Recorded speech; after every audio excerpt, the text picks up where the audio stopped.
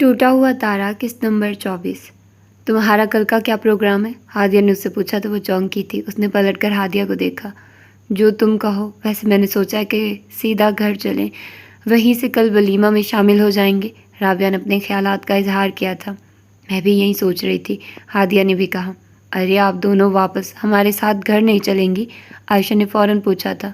پہلے تو یہی سوچ رہی تھی کہ آپ کے گھر چلیں گے، مگر اب سوچا کہ ہمارا گھر تو آپ کے رستے میں ہی پڑے گا، کیوں نہ وہیں اتر جاؤں۔ رابعہ کو بھی آپ ڈراپ کر دیں گھر؟ ہادیہ نے کہا تو رابعہ نے بھی سر ہلا دیا۔ گھر چلتی تو مزہ آتا، ویسے بھی واپس جاتے جاتے بھی 12 تو بج ہی جانے ہیں۔ صبا نے کہا تھا۔ کوئی بات نہیں، ہم کل پھر آ جائیں گی، رابعہ نے کہا تو عباس نے اسے دیکھا۔ رات کی تاریکی میں مسکرا کر بات کرتی یہ لڑکی اپنے پروقار انداز سے کافی اٹریکٹیو لگ رہی تھی۔ اوکے ٹھیک ہے، جیسے آپ کی مرضی، عائشہ نے بھی ہار مان لی تھی۔ عباس خاموش رہا تھا۔ ہادیہ کا گھر تو رستے میں ہی پڑتا تھا، جبکہ رابعہ کا روٹ سے ہٹ کر تھا۔ عباس خاموشی سے ڈرائیو کرتا رہا۔ مصطفیٰ کے دائیں کندھے اور بائیں بازو پر گولی لگی تھی۔ ولید فوراً اس کے پاس پہنچا تھا۔ شیروانی خون سے رنگین ہوتی جا رہی تھی۔ سی این جی اسٹیشن کا گارڈ اور ورکر بھی اکٹھے ہو گئے تھے۔ بائک تو فائر کرتے ہی بھاگ گئی تھی۔ سبھی فوراً مصطفیٰ کے گرد جمع ہو گئے۔ ایک افراتفری کا عالم برپا ہوا تھا۔ مصطفیٰ! ولید مصطفیٰ کو سہارا دیتے بڑی بے قراری سے پکار رہا تھا۔ مصطفیٰ، آر یو آل رائٹ؟ لہجے میں خوف و ہراس سبھی کچھ تھا۔ مصطفیٰ نے بامشکل آنکھیں کھولی تھی، مگر اسے لگ رہا تھا کہ بایاں کندھا اور بازو جسم سے اتر گئے۔ دوسری طرف ماجی اور انا بھی گاڑی سے نکل کر اس کے پاس آئی تھی۔ ماجی تو ایک دم مصطفیٰ کو دیکھ کر ساکت ہو گئی تھی۔ انا نے فوراً ان کو سہارا دے کر گرنے سے بچایا۔ میرا بچہ! وہ خوف سے بے ہوش ہو گئی۔ مصطفیٰ حوصلہ کرو، ہم ابھی ہسپتال لے جاتے ہیں۔ مصطفیٰ کو آنکھیں بند کرتا دیکھ کر ولی چیخا تھا۔ انا تو ماجی کو سہارا دیتے واپس اگلی سیٹ پر بٹھا چکی تھی۔ وہ فوراً مصطفیٰ کی طرف جھکی تھی۔ مصطفیٰ کی نبض دیکھی تھم تھم کر چل رہی تھی۔ ہسپتال میں وہ اکثر ایسے کیسز دیکھتی ہی رہتی تھی، مگر آج کسی اپنے کو اس حالت میں دیکھ کر اس کے ہاتھ پاؤں پھول رہے تھے۔ بہت بلیڈنگ ہو رہی ہے، ابھی ہسپتال لے جانا ہوگا، خوف زدہ اور کپ کپاتی آواز میں کہتے اس نے ولید کو دیکھا تو اس نے فوراً گارڈ کی مدد سے مصطفیٰ کو گاڑی کی پچھلی سیٹ پر بٹھا دیا تھا۔ شہوار حیرانی سے سب دیکھ رہی تھی۔ تو مصطفیٰ کے زخم دیکھو، میں اتنی دیر میں کسی اور سے رابطہ کرتا ہوں۔ وہ فوراً موبائل نکال کر سجاد لوگوں سے رابطہ کرنے لگا، جبکہ انا مصطفیٰ کی طرف متوجہ ہوئی تھی۔ کندھے اور بازو پر گولیاں لگی تھی، خون تیز رفتاری سے بہہ رہا تھا۔ شہوار اس سارے لمحے کو پھٹی پھٹی آنکھوں سے چادر چہرے سے ہٹائے سب دیکھ رہی تھی۔ گولیوں کی آواز سنی تھی، پھر مصطفیٰ کی تکلیف دہ چیخ۔ وہ تینوں بھی خوف سے چیخی تھی، مگر مصطفیٰ کو اس حالت میں دیکھ کر بے حس و حرکت تھی۔ اس نے ڈرتے ڈرتے مصطفیٰ کو چھونا چاہا، مگر پھر ہاتھ پیچھے ہٹا لیے۔ مصطفیٰ کو اس کے ساتھ ہی سیٹ پر بٹھا دیا گیا تھا۔ وہ ابھی حواسوں میں تھا، آنکھیں بند تھی، مگر تکلیف سے لب بھینچ رکھے تھے۔ اس نے بڑی وحشت میں مصطفیٰ کا بازو تھاما تھا۔ انا، یہ کیسے ہوا؟ وہ انا سے پوچھ رہی تھی۔ انا کی نگاہ اس کے سجے سورے روپ پر پڑی تو وہ ایک دم پھوٹ پھوٹ کر رو دی۔ آنسو تو شہوار کی آنکھوں سے بھی بہہ رہے تھے، مگر اس صورتحال کو دیکھ کر اس کا دماغ بالکل معاف ہو چکا تھا۔ مصطفیٰ! انا کو یوں روتے دیکھ کر اس نے بڑی وحشت سے مصطفیٰ کا دایاں بازو تھام کر جھنجھوڑا تو مصطفیٰ نے بامشکل اپنی آنکھیں کھولی تھی۔ کچھ دیر قبل وہ ماجی اور انا کے درمیان بیٹھی مکمل طور پر چادر کے گھونگھٹ میں منہ چھپائے ہوئے تھی، مگر اس وقت اس کا چہرہ اس کے سامنے تھا، روشن جگمگاتا چہرہ۔ اب ٹھیک ہے نا؟ آنکھوں میں ہراس تھا، آواز کپ کپا رہی تھی۔ مصطفیٰ نے بامشکل آنکھیں کھولتے وحشت و خوف سے سجا دلہن کی تمام تر سجاوٹ سے مزین چہرہ دیکھا تھا۔ اس نے گردن ہلا کر مسکرانے کی کوشش کرنا چاہی تھی، مگر آنکھوں کے سامنے مکمل طور پر اندھیرا چھا گیا تھا۔ ولید بھائی جلدی کریں، پلیز ہسپتال لے چلیں۔ مصطفیٰ کی گردن ایک طرف ڈھلکی تو وہ وحشت سے چیخی۔ ولید گھبرا کر قریب آیا تھا۔ انا نے بھی فوراً مصطفیٰ کی کلائی تھامی تھی۔ نبض کی رفتار پہلے سے بھی دھیمی تھی۔ میں نے سجاد کو کال کی ہے، وہ ابھی پہنچ رہا ہے، پھر آپ اور آنٹی لوگ ان کے ساتھ گھر چلی جائیے گا، میں مصطفیٰ کو ہسپتال لے جاؤں گا، ولید کہہ رہا تھا۔ وہ ایک دم پھوٹ پھوٹ کر رو دی، دل میں لاکھ خفگی و شکوے سہی، مگر اس نے مصطفیٰ کو کبھی بھی نقصان اٹھائے دیکھنا نہیں چاہا تھا، اس حال میں تو کبھی بھی نہیں۔ ہم لوگ ہسپتال چلتے ہیں، اتنی دیر میں سجاد بھائی بھی وہیں پہنچ جائیں گے، ولی مزید دیر کی تو بہت نقصان ہو جائے گا۔ مصطفیٰ کی نبض پر مسلسل ہاتھ رکھے انا نے کہا تو ولید نے فوراً سر ہلاتے ڈرائیونگ سیٹ سنبھالی تھی۔ انا بھی مصطفیٰ کے بائیں طرف بیٹھ گئی تھی، دائیں طرف تو ویسے بھی شہوار تھی۔ شہوار مسلسل خوفزدہ نظروں سے مصطفیٰ کو دیکھ رہی تھی۔ ایسا کڑیل مضبوط اعصاب کا مالک انسان اس وقت بالکل بے بس تھا، گولیاں گاڑی کے شیشے پر بھی لگی تھی، مگر معجزاتی طور پر وہ تینوں بچ گئی تھی۔ یہ سب کچھ اس قدر اچانک ہوا تھا کہ کوئی کچھ سمجھ ہی نہیں پایا تھا۔ شہوار نے مصطفیٰ کے خون ابلتے کندھے پر اپنے ہاتھ رکھ دیے تھے۔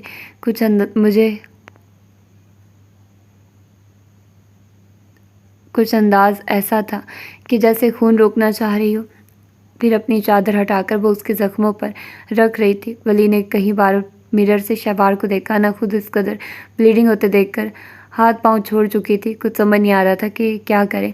مصطفیٰ کی نبض ہر لمحے بعد دھیمی ہوتی جا رہی تھی۔ ولید گاڑی ڈرائیو کرنے کے ساتھ ساتھ سجاد سے بھی بات کر رہا تھا، اسے ہسپتال پہنچنے کا کہہ رہا تھا۔ شہوار سر سے پاؤں تک ہل کر رہ گئی۔ وہ مسلسل خوف سے لرزا تھی۔ کل تک وہ اپنے آپ سے خوفزدہ تھی، اور آج مصطفیٰ کو اس حالت میں دیکھ کر اسے لگ رہا تھا کہ اگر اس شخص کو کچھ ہوا تو جی وہ بھی نہیں پائے گی۔ ہر گزرتا لمحہ اس کے وجود سے جان نکالتا جا رہا تھا۔ کبھی وہ اس کے زخموں سے بہتے خون پر اپنی چادر رکھ دیتی تھی، اور کبھی مصطفیٰ کے ہاتھ تھام لیتی تھی، اور پھر کچھ سمجھ نہ آتی تو مصطفیٰ کے دونوں ہاتھ تھام کر اپنے چہرے سے لگا کر وہ شدت سے رو پڑی تھی۔ انا نے ضبط سے دیکھتے ہونٹ کچل لیے تھے۔ مصطفیٰ کے ہاتھ پر لگا خون اب شہوار کے چہرے پر بھی لگ چکا تھا۔ ولید بہت ریش ڈرائیونگ انداز میں ڈرائیو کر رہا تھا۔ کچھ ہی دیر بعد وہ ایک ہسپتال کے سامنے تھے تو دوسری طرف سجاد بھی پہنچ چکا تھا۔ مصطفیٰ کو فوراً ایمرجنسی میں منتقل کر دیا تھا۔ سجاد کے ساتھ لائبہ، شائستہ، بھابھی، ماریا اور اسما تھی۔ سبھی فوراً شہوار کے پاس پہنچی تھی۔ ماجی کی مسلسل بے ہوشی بھی تشویشناک تھی۔ انا تو ولید کے ساتھ ہی اسپتال کے اندر چلی گئی تھی، جبکہ شہوار بڑے لیے دیے انداز میں گاڑی میں ہی بیٹھی رہی تھی۔ ماجی کو وہ لوگ اندر لے گئے تھے۔ فوراً ڈاکٹر طبی امداد دے رہے تھے، مگر اس کی بے ہوشی ٹوٹنے کا نام ہی نہیں لے رہی تھی۔ کچھ دیر میں حماد، زاہد بھائی، زبیر اور باقی لوگ بھی اطلاع ملتے ہی پہنچ گئے تھے۔ اسپتال کے سامنے اچھا خاصا رش ہونے لگا تھا۔ ڈاکٹر مصطفیٰ کو ICU میں لے گئے تھے۔ پورا 1 گھنٹہ گزرنے کے بعد ماجی کو تو ہوش آ گیا تھا، مگر ان کی حالت ایسی نہ تھی کہ وہاں رکتی۔ سجاد بھائی نے زبردستی انہیں لائبہ اور شہوار کو امجد کے ہمراہ گھر بھیج دیا تھا، جبکہ باقی خواتین بھی وہیں تھیں۔ جس کو اطلاع مل رہی تھی سبھی ہسپتال ہی پہنچ رہے تھے۔ ڈاکٹر نے خون کا بندوبست کرنے کا کہا تھا۔ اتنے لوگ تھے، خون کا مسئلہ نہ ہوا تھا، مگر 1 گھنٹے کے آپریشن کے باوجود مصطفیٰ کی حالت خطرے سے باہر نہ تھی۔ مصطفیٰ کو 2 گولیاں بائیں بازو اور ایک کندھے پر لگی تھی۔ شاہ زیب صاحب کا تو صدمے سے برا حال تھا۔ امجد خان بھی شادی میں شامل تھا، اس نے فوراً پولیس فورس بلوائی تھی۔ کچھ دیر میں ہادیہ اور رابعہ کو ڈراپ کرنے کے بعد اطلاع ملتے ہی عباس بھی وہیں آ گیا تھا۔ سبھی سخت صدمے میں تھے۔ جو وقت گزر رہا تھا سب کی تشویش بڑھتی جا رہی تھی۔ ڈاکٹرز نے آپریشن تو کر دیا تھا، مگر مصطفیٰ ابھی بھی ICU میں تھا، اور ہر گزرتا لمحہ ان سب کے جسموں سے جان نکالتا جا رہا تھا۔ شادی والا گھر جہاں دلہن کے استقبال کی تیاریاں ہو رہی تھی، ملازم بڑے اشتیاق سے دلہن کی آمد کے منتظر تھے۔ پورے گھر کو پھولوں اور روشنیوں سے سجا رکھا تھا، مگر ماجی کی حالت اور شہوار کو دیکھ کر سبھی ساکت ہو گئے تھے۔ ماجی تو گھر آتے ہی مسلح پر بیٹھ گئی تھی، جبکہ شہوار ابھی بھی خوف و ہراس کی کیفیت میں تھی۔ لائبہ خود مسلسل رو رہی تھی۔ وہ لائبہ کے روکنے کے باوجود اپنے کمرے میں آ گئی تھی۔ نہ جانے اب کیا صورتحال ہونے والی تھی، لوگ کیا کہتے۔ اس کا دل ہر لمحہ بند ہونے کے قریب ہوتا جا رہا تھا۔ ہسپتال سے مسلسل رابطہ تھا۔ وہ چینج کرنے واش روم میں گھس گئی تھی۔ تمام زیور اتارتے آنسو بھی اسی رفتار سے بہہ رہے تھے۔ لباس بدل کر وضو کر کے وہ جائے نماز بچھا کر اللہ کے حضور جھک گئی تھی۔ اس گھر کے اس پر بہت سارے احسان تھے، اور آج ان لوگوں کی خوشیوں کی تکمیل کا دن تھا تو یہ حادثہ پیش آ گیا تھا۔ وہ گڑ گڑا کر اللہ کے حضور رحم کی بھیک مانگ رہی تھی۔ ماجی کو ایک دم شہوار کا خیال آیا تو انہوں نے لائبہ سے پوچھ لیا، وہ تو اپنے کمرے میں چلی گئی ہیں۔ لائبہ نے بتایا تو وہ جائے نماز سے اٹھ کر ہمت کرتے لائبہ کے سہارے شہوار کے کمرے میں آئی تھی، مگر سامنے ہی اسے رو رو کر دعا مانگتے دیکھ کر ان کا سینہ درد سے پھٹنے لگا تھا۔ لائبہ نے ان کو شہوار کے بستر پر لٹا دیا تھا۔ شہوار دعا مانگ کر ان کے پاس آئی تو انہوں نے اسے شفقت سے اپنے ساتھ لگا لیا تھا۔ تم میرے مصطفیٰ کی دلہن تھی، کیوں سب اتارا؟ اس نے تو تمہیں ایک نظر دیکھا بھی نہیں تھا ابھی تک۔ ماجی پھر رو دی تھی۔ وہ خود آنسو بہاتے ان کے ساتھ لگی رہی۔ کچھ دیر بعد باقی لوگ بھی گھر آتے جا رہے تھے۔ صبا اور عائشہ بھی گھر آ گئی تھی۔ سبھی پریشان و متفکر تھے۔ ہر ایک کے لبوں پر اسی حادثے کا ذکر تھا۔ ہر کوئی بری گھڑی ٹل جانے کی دعا کر رہا تھا۔ ماجی کی حالت مزید بگڑنے لگی تو عائشہ نے ان کو آرام دہ حالت میں رکھنے کے لیے نیند کی گولیاں دے کر سلا دیا تھا، جبکہ شہوار ایک بار پھر جائے نماز پر بیٹھ گئی تھی۔ ماجی اسی کے کمرے میں لیٹی ہوئی تھی، جبکہ صبا اور لائبہ باقی لوگوں کو ان دونوں کے پاس بٹھا کر باہر نکل گئی تھی۔ کوئی 2 گھنٹوں کے بعد ڈاکٹر نے تسلی دی تو سب کی جان میں جان آئی تھی۔ مصطفیٰ کو ڈاکٹر نے خطرے سے باہر قرار دیتے روم میں شفٹ کر دیا تھا۔ احسن بھی ہسپتال آ گیا تھا۔ ولید بھائی سے ڈاکٹر سے خوشخبری سن کر احسن اور انا کے پاس چلا گیا۔ باقی ساری خواتین گھر جا چکی تھیں، یہاں صرف اہم فرد تھے، باقی مرد حضرات بھی جا چکے تھے، مگر انا تب بھی ادھر ہی رہی تھی۔ احسن تم انا کو لے کر چلے جاؤ، میں مصطفیٰ کے پاس ہی رکوں گا، قریب آ کر ولید نے کہا تو احسن نے سر ہلا دیا۔ میں شہوار کے ہاں جاؤں گی، نہ جانے اس کی کیا حالت ہوگی۔ اس وقت شہوار کے پاس جانا زیادہ ضروری ہے، میں اب تک کوئی تسلی بخش خبر لینے کے لیے رکی ہوئی تھی، انا نے کہا تو ولید نے سر ہلا دیا۔ صبح کے 4 بج رہے تھے، ان لوگوں کی ساری رات اسی ہسپتال میں ٹہلنے اور دعائیں مانگتے گزری تھی۔ ولید نے انا کو دیکھا، رونے سے اس کی آنکھیں سوج چکی تھی، سارا میک اپ بہہ چکا تھا، سر پر نماز کے سٹائل میں دوپٹہ لپیٹ رکھا تھا، وہ سارا وقت کچھ نہ کچھ پڑھتی رہی تھی۔ ٹھیک ہے، جیسے تمہیں مناسب لگے، ولید نے کہا۔ احسن اسے مصطفیٰ کے گھر چھوڑ کر واپس گھر کے لیے روانہ ہو گیا تھا۔ وہ سیدھی سبھی کو ملتی، مصطفیٰ کی خیریت کی اطلاع دیتے، ان سے پوچھ کر شہوار کے کمرے میں چلی آئی تھی۔ شہوار ابھی بھی جا نماز پڑھتی، جبکہ ماجی اس کے بستر پر سوئی ہوئی تھی، وہ بھی بستر پر بیٹھ گئی تھی۔ کچھ دیر بعد فجر کی اذان ہونے لگی تو وہ بھی وضو کر کے شہوار کے ساتھ ہی نماز ادا کرنے کھڑی ہو گئی تھی۔ نماز ادا کر کے دعا مانگتے پھر شہوار کے آنسو بے اختیار تھے، سسکیاں گونجنے لگی تو انا نے نم آنکھوں کے ساتھ اسے ساتھ لگا لیا۔ انا، ایسا کیوں ہوا؟ میں نے تو کبھی بھی کسی کا برا نہیں چاہا تھا، میں نے تو کبھی بھی مصطفیٰ کو بد دعا نہیں دی تھی۔ مصطفیٰ نے ہمیشہ ہر اچھے برے وقت میں میری ڈھال بننا چاہا تھا، ہر بار میری حفاظت کی تھی، اور جواباً میں نے اسے ہمیشہ رویوں کی مار ماری نظر انداز کرتی رہی، مگر میں نے کبھی بھی یہ نہیں چاہا تھا، وہ سب کہتے شدت سے روتی تھی۔ تمہارا بھلا اس میں کیا قصور؟ پتہ نہیں کون تھا اور کس نے یہ حرکت کی۔ انکل تو ساری صورتحال سن کر پریشان ہو گئے تھے، وہ جو لوگ بھی تھے انہوں نے باقاعدہ پلاننگ کے تحت یہ سب کیا تھا۔ جیسے ہی ہم شہر کی حدود میں داخل ہوئے تھے، وہ بائک ہمارے پیچھے لگی تھی، انہوں نے پچھلی سیٹ کے شیشوں پر بھی فائرنگ کی تھی، وہ تو شکر ہے کہ کسی کو گولی نہیں لگی۔ میرا دل کہتا ہے یہ سب ایاز نے کیا یا کروایا، اور بھلا کس نے سے دشمنی تھی؟ شہوار نے روتے ہوئے کہا تو انا نے سر ہلایا۔ ہاں یہ بھی ممکن ہے، انکل عباس بھائی اور ولید سب کا شک اسی پر ہے۔ تم نے دیکھا وہ کیسا تھا؟ انا سے علیحدہ ہوتے چہرے دوپٹے سے صاف کرتے اس نے پوچھا۔ ہر روم میں شفٹ کر دیا گیا تھا، مصطفیٰ بھائی کو ظاہر ہے 3 گولیاں لگی ہیں، زخم گہرے ہیں، اب کچھ دن لگیں گے مندمل ہونے میں۔ شہوار لب بھینچ گئی۔ تبھی عائشہ اندر آ گئی تھی، وہ بھی ان کے پاس ہی جا نماز پر بیٹھ گئی تھی۔ اس گھر میں کوئی بھی نہیں سویا تھا، سبھی جا نماز پر بیٹھی دعائیں مانگتی رہی تھی، اور مہمان بھی ان کے ساتھ غم میں برابر کے شریک تھے۔ انسان کیا کیا پلانز بناتا ہے اور سب ایک دم ختم ہو جاتا ہے۔ کب کسی نے سوچا تھا کہ یہ سب ہوگا؟ اور مصطفیٰ بھائی، مجھے تو سوچ سوچ کر رونا آتا ہے، اپنی شادی کی رات وہ اس حادثے سے 2 4 ہو گئے۔ عائشہ کہتے کہتے رونے لگی تھی، شہوار نے لب بھینچ لیے تھے۔ لیکن شکر ہے اللہ نے ہمارے بھائی کو پھر سے زندگی دی، ہم تو اس انسان کو بد دعا بھی نہیں دے سکتے، نہ جانے کس نے یہ دشمنی نبھائی ہے۔ ماجی تو مسلسل صدمے سے 2 4 ہے، دن نکلتا ہے تو پھر ہم اسپتال چلیں گے۔ عائشہ جو بات کہنے آئی تھی اس نے کہا تو شہوار نے نفی میں سر ہلا دیا تھا۔ کیوں؟ عائشہ کو اس انکار کی امید نہ تھی۔ اللہ نے میرے بھائی کو نئی زندگی دی ہے، تم کیوں نہیں چلو گی؟ میں نہیں سامنا کر سکتی اس کا، بس نہیں جا سکتی، مجھے فورس مت کریں پلیز۔ مگر مصطفیٰ بھائی تو انتظار کرتے ہوں گے، عائشہ نے کہا تو وہ پھر نفی میں سر ہلانے لگے۔ میں ان کو فیس نہیں کر سکتی، آپ سب چلی جائیے پلیز۔ اس کے انکار پر عائشہ خاموش ہو گئی تھی۔ ٹھیک ہے، جیسے تمہاری مرضی۔ پتہ نہیں اب کب مصطفیٰ گھر آتا ہے، ہم حالات ہوتے تو آج تم دونوں کا ولیمہ ہونا تھا، مگر اب لگتا ہے سب کچھ ملتوی کرنا ہوگا۔ عائشہ نے کہا تو وہ خاموش رہی تھی۔ حویلی اطلاع کی کسی نے؟ اس نے بات بدلنے کو پوچھا۔ نہیں، بابا جان نے سب کو سختی سے منع کر دیا تھا کہ خواہ مخواہ وہاں بابا صاحب اور بوا جی پریشان ہوں گے۔ ویسے بھی وہاں جو مہمان رات کو رک گئے تھے انہوں نے آج ولیمے پر آنا تھا، اب اللہ جانے کیا پروگرام بنتا ہے۔ بابا نے تو وہاں اطلاع دینے سے سختی سے منع کر دیا تھا۔ شہوار خاموش رہی تھی، اس کا موبائل تو کل سے بند تھا، رخصتی کے وقت بھی بند تھا۔ اسے یقین تھا کہ تبندہ بھی نے اس کے نمبر پر بار بار کال کی ہوگی۔ اس وقت خود میں دل چاہ رہا تھا ان سے بات کرنے کو، مگر اب عائشہ کی بات سن کر بامشکل دل کو سنبھال گئی تھی۔ فجر کی نماز پڑھ کر وہ قرآن پاک کی تلاوت کرنے لگ گئی تھی۔ شہوار کو رخصت کرنے کے بعد وہ ایک دم پرسکون ہو گئی تھی، گویا کندھوں پر موجود منو بوجھ اتر گیا تھا۔ یہاں کچھ مہمان رات رک گئے تھے اور پھر ان لوگوں کو آج صبح یہیں سے ولیمے کے لیے جانا تھا۔ بابا صاحب بھی نماز پڑھ کر آ گئے تھے۔ پچھلے کئی دن سے شادی کے سلسلے کا جو خاص اہتمام ہو رہا تھا آج وہ نہ تھا۔ تبینہ بھی اپنی نگرانی میں سب کام کروا رہی تھی۔ مہمانوں کو ناشتہ کرانے کے بعد وہ ان کو مزید ہدایات دیتے اپنے کمرے میں آ گئی تھی۔ باہر مہمان شہر روانگی کی تیاریاں کر رہے تھے اور وہ خاموشی سے اپنی الماری کی اشیاء کھنگال رہی تھی۔ انہوں نے ایک بہت پرانا ہینڈ بیگ نکالا تھا اور پھر اس میں موجود کچھ کاغذات بھی۔ سب کو بغور دیکھتے انہوں نے ترتیب اور احتیاط سے واپس ہینڈ بیگ میں رکھ لیا تھا۔ اس کے بعد انہوں نے ایک بڑے سائز کا بیگ نکالا تھا اور احتیاط سے اپنے کپڑے اور دیگر اشیاء رکھنے لگی تھی۔ اس دوران ملازمہ مہمانوں کا پیغام لیے چلی آئی تھی۔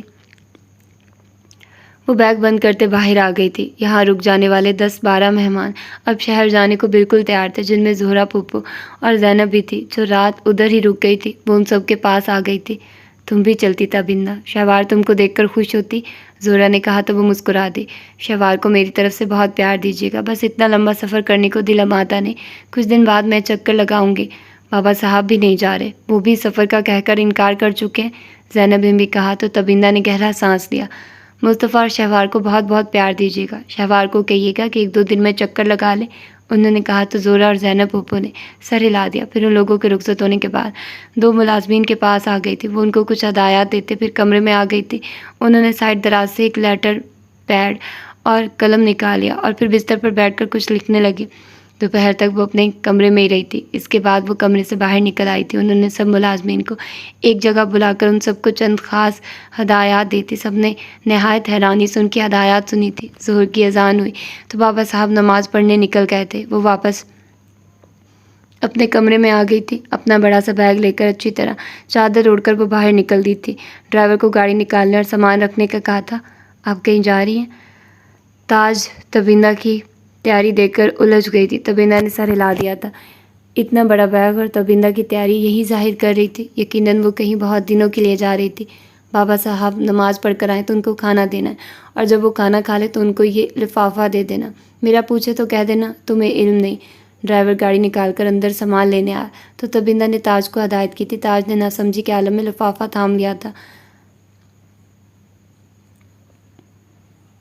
وہ ڈرائیور کے ہمراہ چلتے گاڑی میں آ بیٹھی تھی۔ کہاں چلنا ہے بی بی جی؟ گاڑی ڈرائیو کرتے ڈرائیور نے پچھلی سیٹ پر بیٹھی تابندہ سے پوچھا تو تابندہ نے اپنی نم آنکھوں کو چادر کے پلو سے رگڑ لیا۔ بسوں کے اڈے کی طرف چلو۔ ڈرائیور نے حیرانی سے اس حکم نامے کو سنا۔ مگر آپ وہاں جا کر جو کہا ہے وہ کرو۔ ڈرائیور نے کچھ کہنا چاہا تھا، تابندہ نے سختی سے ٹوک دیا تو وہ فوراً سر ہلا گیا۔ آدھے گھنٹے میں وہ ان کو بس اڈے کی طرف لے آیا تھا۔ یہاں سے پتہ کرو شہر کی طرف کون سی گاڑی جا رہی ہے، تابندہ نے کہا تو وہ چونکا۔ ابھی کچھ دیر پہلے تو سب لوگ شہر جانے کو نکلے تھے، تب ساتھ چلی جاتی بھلا۔ آپ چھوٹی بی بی کے یہاں جا رہی ہیں؟ ڈرائیور نے پوچھا تو تابندہ نے سر ہلا دیا۔ تو میں چھوڑ آتا ہوں، بلکہ کچھ دیر پہلے تو سب لوگ گئے تھے، آپ ان کے ساتھ ہی چلی جاتی، ڈرائیور نے کہا تو تابندہ نے گہرا سانس لیا۔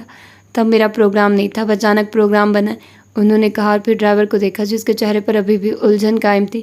ویسے بھی بابا صاحب کو بھی ڈرائیور کی ضرورت پڑتی ہے، تم گاؤں ہی رکو، میں خود چلی جاؤں گی، ڈرائیور نے سر ہلا دیا تھا۔ وہ شہر جانے والی گاڑی کا پتہ کر رہا تھا، وہ ابھی آنے ہی والی تھی، ان کو 10-15 منٹ انتظار کرنا پڑا تھا اور پھر بس آ گئی تو ڈرائیور ان کو آرام دہ سیٹ پر خود بٹھا کر بس سے اتر گیا تھا۔ بس فوراً چل پڑی تھی۔ تابندہ بھی نے کھڑکی سے باہر کھڑے ڈرائیور کو دیکھا تھا تو ان کی آنکھیں ایک بار پھر نم ہونا شروع ہو گئی تھی۔ مصطفیٰ خطرے سے باہر تھا، مگر وہ قطعی اس حالت میں نہیں تھا کہ رات ولیمے کا پروگرام منعقد کیا جاتا۔ صبح ماں جی، عائشہ، صبا اور باقی لوگ جا کر اس سے مل آئے تھے۔ وہ ہوش میں تھا اور ان سب سے اس نے بات بھی کی تھی۔ ولید شاہ، زیب صاحب اور عباس مسلسل اس کے پاس ہی تھے۔ ماں جی مصطفیٰ سے مل کر آنے کے بعد کچھ پرسکون تھے۔ گھر آ کر انہوں نے صدقہ و خیرات کا خصوصی اہتمام کیا تھا۔ اب وہاں گھر میں موجود مہمانوں کی طرف بھی توجہ دے رہی تھی، ان کے کھانے کا اہتمام کروا رہی تھی، ورنہ رات سے تو نہیں انہیں خبر بھی نہ تھی۔ سب لوگوں کی طرف توجہ دیتے انہیں شہوار کا خیال آیا تو وہ اس کے کمرے میں آ گئی تھی۔ دوپہر کا وقت تھا۔ شہوار کمرے میں اندھیرا کیے بستر پر لیٹی ہوئی تھی۔ انہوں نے لائٹ روشن کی تو شہوار نے بھی فوراً بازو ہٹا کر دیکھا تھا، پھر ان کو دیکھ کر فوراً بیٹھ گئی تھی۔ سر پر دوپٹہ اوڑھ لیا تھا۔ انہوں نے دیکھا اس کی آنکھیں سوجی ہوئی اور چہرہ ستا ہوا تھا۔ انا اس کے پاس ہی تھی۔ کچھ دیر پہلے وہ احسن کو بلوا کر گھر گئی تھی، شام کو پھر چکر لگانے کا کہہ کر گئی تھی۔ طبیعت ٹھیک ہے؟ انہوں نے پوچھا تو وہ سر ہلا گئی تھی۔ انہوں نے بغور دیکھا۔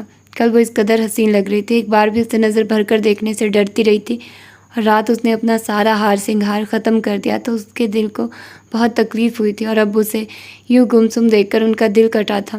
ایسے کمرہ بند کر کے کیوں بیٹھی ہو؟ اللہ میرے مصطفیٰ کو لمبی زندگی دے، بس معمولی سی تکلیف تھی، وہ بھی ختم ہو جائے گی انشاءاللہ، اس کی زندگی بچ گئی، ہمارے لیے یہی کافی ہے۔ ماضی نے محبت سے پیشانی چوم کر کہا تو اس کی آنکھیں پھر بھیگنے لگی۔ اپنے دل میں کوئی بدگمانی مت لانا، جو بھی ہونا تھا وہ قسمت میں لکھا ہوا تھا۔ ماضی نے اس کے بال سمیٹتے ہوئے کہا تو وہ سارے لا گئے۔ کچھ دیر پہلے اس نے غسل کیا تھا، بال یوں ہی پشت پر بکھرے ہوئے تھے۔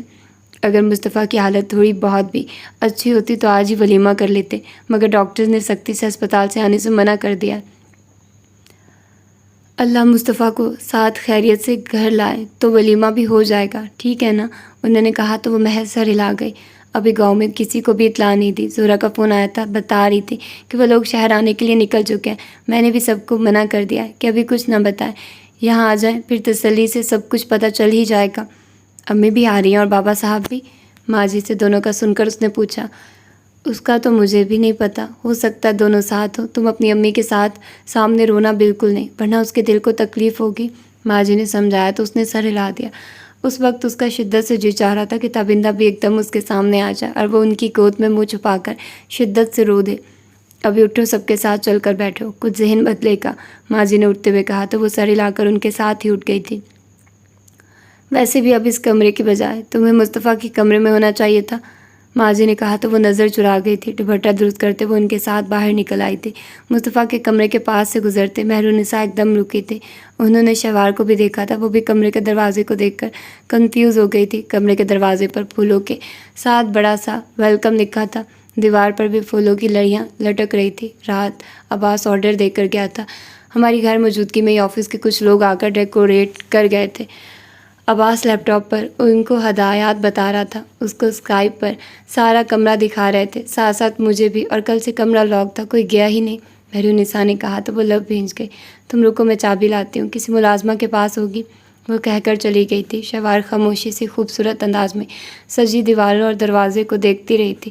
مہرالنساء چابی لے آئی تھی، انہوں نے خود ہی دروازہ کھولا تھا۔ شہوار کے اندر عجیب سی کیفیت پیدا ہونے لگی۔ اگر سب کچھ نارمل ہوتا تو وہ کس انداز میں اس کمرے میں داخل ہوتی؟ آؤ، ماجی نے کہا تو وہ خاموشی سے ان کے ساتھ کمرے میں داخل ہوئی تھی۔ پھولوں کی فوار ان دونوں پر برسی تھی۔ اس نے بے اختیار سر اٹھا کر دیکھا تو دیوار کے ساتھ لٹکتی پھولوں کی باسکٹ سے پھول ان پر گر رہے تھے۔ وہ خاموشی سے چلتی ماجی کے ساتھ کمرے کے وسط میں آ کر رکی تھی۔ بیڈ خوبصورت ریڈ روز سے سجا ہوا تھا، دیواروں پر بڑی خوبصورت انداز میں سجاوٹ کی گئی تھی۔ پھولوں کی سیج اور مہک سے کمرہ مہک رہا تھا۔ قالین پر پھول کی پتیوں نے اور ہی بہار بکھیر رکھی تھی۔ وہ گمسم انداز میں سب کچھ دیکھ رہی تھی۔ مہرالنساء بیگم کی آنکھوں میں بھی آنسو آنے لگے تھے۔ اگر سب کچھ نارمل ہوتا تو صورتحال کتنی مختلف ہوتی۔ شہوار نے بستر پر نگاہ ڈالی اور لب بھینچ لیے۔ کیا تب وہ خوش ہوتی؟ کوئی اس کے اندر سے بولا تو وہ دکھ سے مٹھیاں بھینچ گئی۔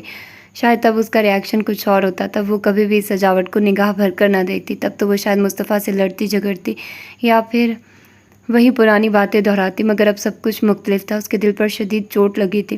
وہ بے دم انداز میں ایک طرف رکھ کے صوفے پر گر گئی تھی۔ وہ کل سے بہت حوصلے سے یہ سب جھیل رہی تھی، برداشت کر رہی تھی، حتیٰ کہ مصطفیٰ کے خون آلود وجود کو دیکھ کر بھی اس نے حواس نہیں کھوئے تھے، مگر اب لگا کہ وہ ایک پل کو بھی یہاں نہ ٹھہر پائے گی، ابھی گر جائے گی۔ اس کا رنگ ایک دم زرد پڑ چکا تھا۔ مہرالنساء فوراً اس کی طرف لپکی تھی۔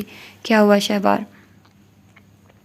انہوں نے اس کا کندھا ہلایا تھا۔ اس نے بامشکل آنکھیں کھولنا چاہی تھی، مگر اسے لگا کہ زمین و آسمان اس کی نگاہوں کے سامنے گھوم گئے۔ اس نے بڑے بے دم انداز صوفے کی پشت پر اپنا سر ٹکا دیا تھا۔ بابا صاحب حویلی پہنچے تو ملازمہ ان کے کمرے میں کھانا لے آئی تھی۔ دوپہر کا کھانا وہ اپنے کمرے میں ہی کھاتے تھے۔ ابھی وہ کھانا کھا کر فارغ ہی ہوئے تھے کہ ملازمہ برتن اٹھائے آئی تھی۔ تبندہ بھی آپ کے لیے دے کر گئی ہے۔ ملازمہ نے برتن اٹھانے سے پہلے ایک سفید بند لفافہ ان کی طرف بڑھایا تو وہ چونکے تھے۔ تبندہ؟ جی، ملازمہ نے سر ہلا دیا تھا۔ انہوں نے مزید کسی سوال و جواب کے بغیر لفافہ تھام لیا تھا۔ ٹھہرو، ملازمہ برتن اٹھا کر جانے لگی تو انہوں نے روک دیا۔ تاج وہیں رک گئی تھی۔ انہوں نے سائڈ پر رکھی اینک اٹھا کر آنکھوں پر لگائی تھی، لفافہ چاک کیا تو سفید کاغذ ان کے سامنے تھا۔ انہوں نے پڑھنا شروع کیا۔ السلام علیکم، میں جانتی ہوں یہ خط پڑھ کر آپ حیران ہو رہے ہیں۔ اس حویلی میں برسوں پہلے میں جب داخل ہوئی تھی تو اس حویلی نے مجھے بیٹی کا مان دیا تھا، اور آج میں اس حویلی کو چھوڑ کر جا رہی ہوں۔ کہاں؟ مجھے خود علم نہیں۔ ہاں، آپ سب کے اطمینان کے لیے اتنا کافی ہوگا کہ جہاں جا رہی ہوں وہ جگہ میرے لیے پہلے کبھی بھی انجان نہ تھی۔ میں اس حویلی میں شہوار کے لیے پناہ لینے پر مجبور ہوئی تھی۔ مجھے بس شہوار کی شادی کا انتظار تھا اور اس کو رخصت کرتے ہی مجھے لگا کہ اب یہاں رہنا بیکار ہے۔ آپ لوگوں کے احسانوں کا بدلہ نہیں چکا سکتی۔ رہ گئی شہوار، اسے کہہ دیجیے گا کہ میں اس سے ملنے آؤں گی، اور جب آؤں گی تو اس کے تمام سوالوں کے جواب لے کر آؤں گی۔ اسے اطمینان دلا دیجیے گا کہ میں جہاں جا رہی ہوں وہاں مجھے کوئی نقصان نہیں ہوگا، اور میری تلاش کی کوشش بھی مت کیجیے گا۔ میں جیسے خاموشی سے جا رہی ہوں کسی دن ایسے ہی خاموشی سے سب سے ملنے آؤں گی۔ اللہ حافظ، فقط تابندہ۔ انہوں نے انتہائی حیرت سے خط پڑھا تھا۔ عجیب سی تحریر تھی۔ انہوں نے بے قراری سے دوسری بار پڑھا تو متن نہیں تھا۔ انہوں نے بے اختیار ملازمہ کو دیکھا تھا، وہ ان کے حکم کی منتظر تھی۔ کب گئی تھی تبندہ؟ جب آپ نماز پڑھنے گئے تھے۔ اکیلی گئی تھی؟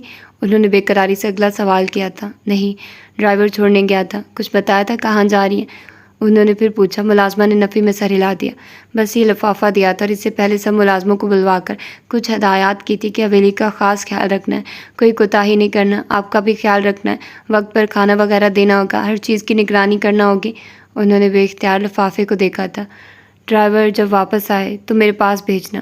وہ اٹھ کر کمرے میں ٹہلنے لگے تھے۔ تبندہ بھی کا ایک عرصہ کا ساتھ تھا، انہیں ایک بیٹی کا سا مان دیا تھا، ہمیشہ زہرہ زینب کی طرح سمجھا، اور اب اچانک وہ بغیر کچھ بتائے کہیں چلی گئی تھی۔ انہوں نے بے قراری سے ٹہلتے کچھ وقت گزارا تھا۔ 1 گھنٹے بعد ڈرائیور ان کے سامنے تھا اور اس سے ساری تفصیل سن کر وہ چونکے تھے۔ تبندہ نے خط میں کچھ اور لکھا تھا اور ڈرائیور انہیں شہر جانے والی بس پر بٹھا کر آیا تھا۔ وہ الجھ گئے تھے جب ہی شاہ زیب صاحب کو کال کر رہے تھے۔ السلام علیکم بابا صاحب۔ دوسری طرف شاہ زیب صاحب نے فوراً کال پک کی تھی۔ وعلیکم السلام، مجھے تمہیں ایک اطلاع دینی ہے۔ تبندہ حویلی چھوڑ کر چلی گئی ہے، انہوں نے کہا تو دوسری طرف شاہ زیب صاحب ایک دم چونکے تھے۔ کیا مطلب؟ اس کا خط ملا ہے، وہ حویلی سے چلی گئی ہے۔ ڈرائیور اسے شہر جانے والی گاڑی میں بٹھا کر آیا تھا۔ ڈرائیور کا کہنا ہے کہ وہ تم لوگوں کی طرف آ رہی ہے، مگر اس کے خط کے مطابق وہ کہیں اور گئی ہے۔ کہاں؟ اس کا ذکر نہیں کیا۔ انہوں نے تفصیل سے بتایا تو وہ حیرت زدہ رہ گئے۔ اوہ، یہ تو بہت پریشانی والی خبر دی آپ نے۔ مصطفیٰ کا ولیمہ ہو جائے تو مجھے تبندہ کے بارے میں پتہ کر کے بتاؤ۔ وہ اکیلی عورت بھلا کہاں جا سکتی ہے؟ بابا صاحب نے دکھی لہجے میں کہا تو شاہ زیب نے دوسری طرف گہرا سانس لیا تھا۔ جی بابا صاحب، میں دیکھتا ہوں۔ انہوں نے چند اور ہدایات دے کر کال بند کر دی تھی، مگر شاہ زیب کو بتانے کے باوجود پریشانی کم نہ ہوئی تو وہ ایک بار پھر خط اٹھا کر پڑھنے لگے تھے۔ ہادیہ کو رابعہ کی کال آئی تھی۔ تمہیں پتہ چلا؟ رات برات جب واپس آ رہی تھی تو کسی نے دولہے کی گاڑی پر فائرنگ کر دی تھی۔ شاہ زیب صاحب کے بیٹے کو کافی گولیاں لگی ہیں، رات سے ہسپتال میں ایڈمٹ ہے۔ ہادیہ بتا رہی تھی۔ رابعہ ایک دم حیران رہ گئی تھی۔ اوہ، ویری سیڈ۔ بہت برا ہوا۔ یہ سب رات کا ولیمہ بھی کینسل کر دیا۔ مجھے فاروقی صاحب نے کال کر کے کہا تھا کہ اب کچھ دن تک شاید یہ لوگ آفس نہ آ سکیں، سو ہمیں کل ہی آفس واپس آنا ہوگا۔ اوہ ٹھیک ہے، کل میں آ جاؤں گی، تم مجھے پک کر لینا۔ ٹھیک ہے۔ ویسے مجھے بار بار ان لوگوں کا خیال آ رہا ہے، دلہا دلہن دونوں کی جوڑی کیا شاندار لگ رہی تھی۔ نہ جانے ان لوگوں کی فیملی کا کیا حال ہوا ہوگا، کتنا خوش تھے سب لوگ، اور شہوار دلہن بن کر کتنی پیاری لگ رہی تھی۔ ہادیہ کے لہجے میں افسوس تھا۔ رابعہ کو بھی شدید دکھ ہو رہا تھا۔ چلو میں پھر رات میں کال کروں گی، اوکے؟ ہادیہ نے کال بند کر دی تھی۔ وہ بھی بڑے افسردہ انداز میں پلٹی تھی، امی اور بھابھی کو دیکھ رہی تھی۔ جب اپنے کمرے سے نکلتے ماموں بھی اس کی بات سن کر ٹھٹک گئے تھے۔ کیا ہوا؟ شاہ زیب صاحب کے جس بیٹے کی شادی میں ہم گئے تھے اس کو واپسی پر گولیاں لگ گئی ہیں، وہ ہسپتال میں ہے۔ اوہ، فیضان کو شدید صدمہ ہوا تھا۔ دلہا دلہن کی جوڑی اتنی شاندار لگ رہی تھی کہ حد نہیں، سب لوگ اتنے خوش تھے، مجھے تو یقین ہی نہیں آ رہا، رابعہ کہہ رہی تھی۔ فیضان نے سر ہلا دیا تھا۔ بس اللہ کی مرضی کے سامنے کب کسی کی چلیے، ماموں کہہ کر باہر چلے گئے تھے۔ ان دونوں کی سب سے اچھی سلام دعا ہو گئی تھی۔ اسے رہ رہ کر شہوار کا خیال آ رہا تھا۔ اس کے بعد بھی وہ کافی دیر تک امی اور بھابھی کے ساتھ شادی کا احوال بیان کرتی رہی تھی۔ مجھے تو رہ رہ کر شہوار کا خیال آ رہا ہے۔ اس نے ہمیشہ مصطفیٰ بھائی کے سامنے بے پرواہی کا اظہار کیا، مگر اس حادثے نے اسے بہت ٹینس کر دیا۔ میں تو ابھی تک بے یقین ہوں، ہمارے سامنے یہ سب ہوا۔ گھر آ کر وہ بار بار روشی کو وہاں کے حالات بتا رہی تھی۔ ابھی ولید گھر آیا تھا، اس نے مصطفیٰ کی اس وقت کی حالت سے آگاہ کیا۔ اللہ کا شکر، مصطفیٰ بہتر ہے، 1-2 دن تک گھر شفٹ ہو جائے گا۔ انکل اور عباس تو بہت ٹینس تھے، سجاد بھی بیچارہ الجھا ہوا تھا۔ ان لوگوں کے کزنز اس وقت مصطفیٰ کے پاس تھے، باقی لوگ گھر چلے گئے تھے۔ ولید نے سنجیدگی سے بتایا۔ مصطفیٰ بھائی کی کسی کے ساتھ کیا دشمنی ہو سکتی ہے؟ روشی نے کہا تھا۔ وہ جس فیلڈ میں وہاں نہ چاہتے ہوئے بھی ہزار دشمنیاں بن جاتی ہیں، تاہم ان لوگوں کا شک ایاز لوگوں کی فیملی پر ہے۔ ولید نے کہا تو انہوں نے بھی سر ہلا دیا تھا۔ شہوار بھی یہی کہہ رہی تھی۔ بہرحال ہوا بہت برا ہے، مگر شکر ہے، ورنہ کوئی جان چلی جاتی تو کیا کوئی کر سکتا تھا؟ مگر جس طرح فائرنگ کی گئی ہے، اس سے یہی لگتا ہے کہ ان لوگوں کا ٹارگٹ مصطفیٰ کے ساتھ ساتھ پچھلی سیٹ پر بیٹھنے والی شہوار بھی تھی۔ وہ تو شکر ہے کہ پچھلی سیٹ پر موجود کسی کو بھی گولی نہ لگی تھی۔ ولید نے کہا تو روشانی نے سر ہلا دیا۔ آپ ایسا کریں، جا کر فریش ہو جائیں، میں اتنی دیر میں کھانا نکالتی ہوں۔ روشانی اٹھ کھڑی ہوئی تھی۔ ولید اٹھ کر اپنے کمرے میں چلا گیا تھا۔ انا بھی روشی کے ساتھ کچن میں آ گئی تھی۔ دونوں نے مل کر کھانا کھایا تھا۔ ماموں گھر پر ہی تھے، احسن بھی آج گھر پر ہی تھا۔ ماما بوتیک اور بابا آفس جا چکے تھے۔ ماموں، احسن اور ولید سبھی ٹیبل پر آ گئے تھے۔ دوپہر کا وقت تھا، سبھی مل کر کھانا کھا رہے تھے۔ کھانا کھاتے ہوئے بھی مصطفیٰ کی ذات موضوع بنی رہی تھی۔ کھانے کے بعد انا چائے بنا لائی تھی۔ ولید کھانا کھا کر اپنے روم میں چلا گیا تھا۔ وہ کل سارا دن کا تھکا، رات بھر کا جاگا ہوا تھا اور آدھا دن بھی اسپتال میں ہی تھا۔ اب مصطفیٰ کی حالت قدرے بہتر ہوئی تو اسے نزدیکی اور اچھے اسپتال میں منتقل کر دیا گیا تھا، جس کی وجہ سے وہ بھی گھر آ گیا تھا۔ انا ولید کو چائے دینے اس کے گھر کی طرف آئی تھی۔ دروازے پر دستک دی تو ولید نے اسے دیکھا۔ آؤ، وہ ٹرے لیے اندر آ گئی تھی۔ چائے کا مگ ولید کے آگے کیا تو اس نے ٹرے میں سے مگ اٹھا لیا تھا۔ تھینکس۔ اس وقت چائے کی شدید طلب محسوس کر رہا تھا۔ بیٹھو، انا نے مسکرا کر بیٹھتے ہوئے کہا۔ آپ تھکے ہوئے ہیں، آرام کر لیں، میں بس چائے دینے آئی تھی۔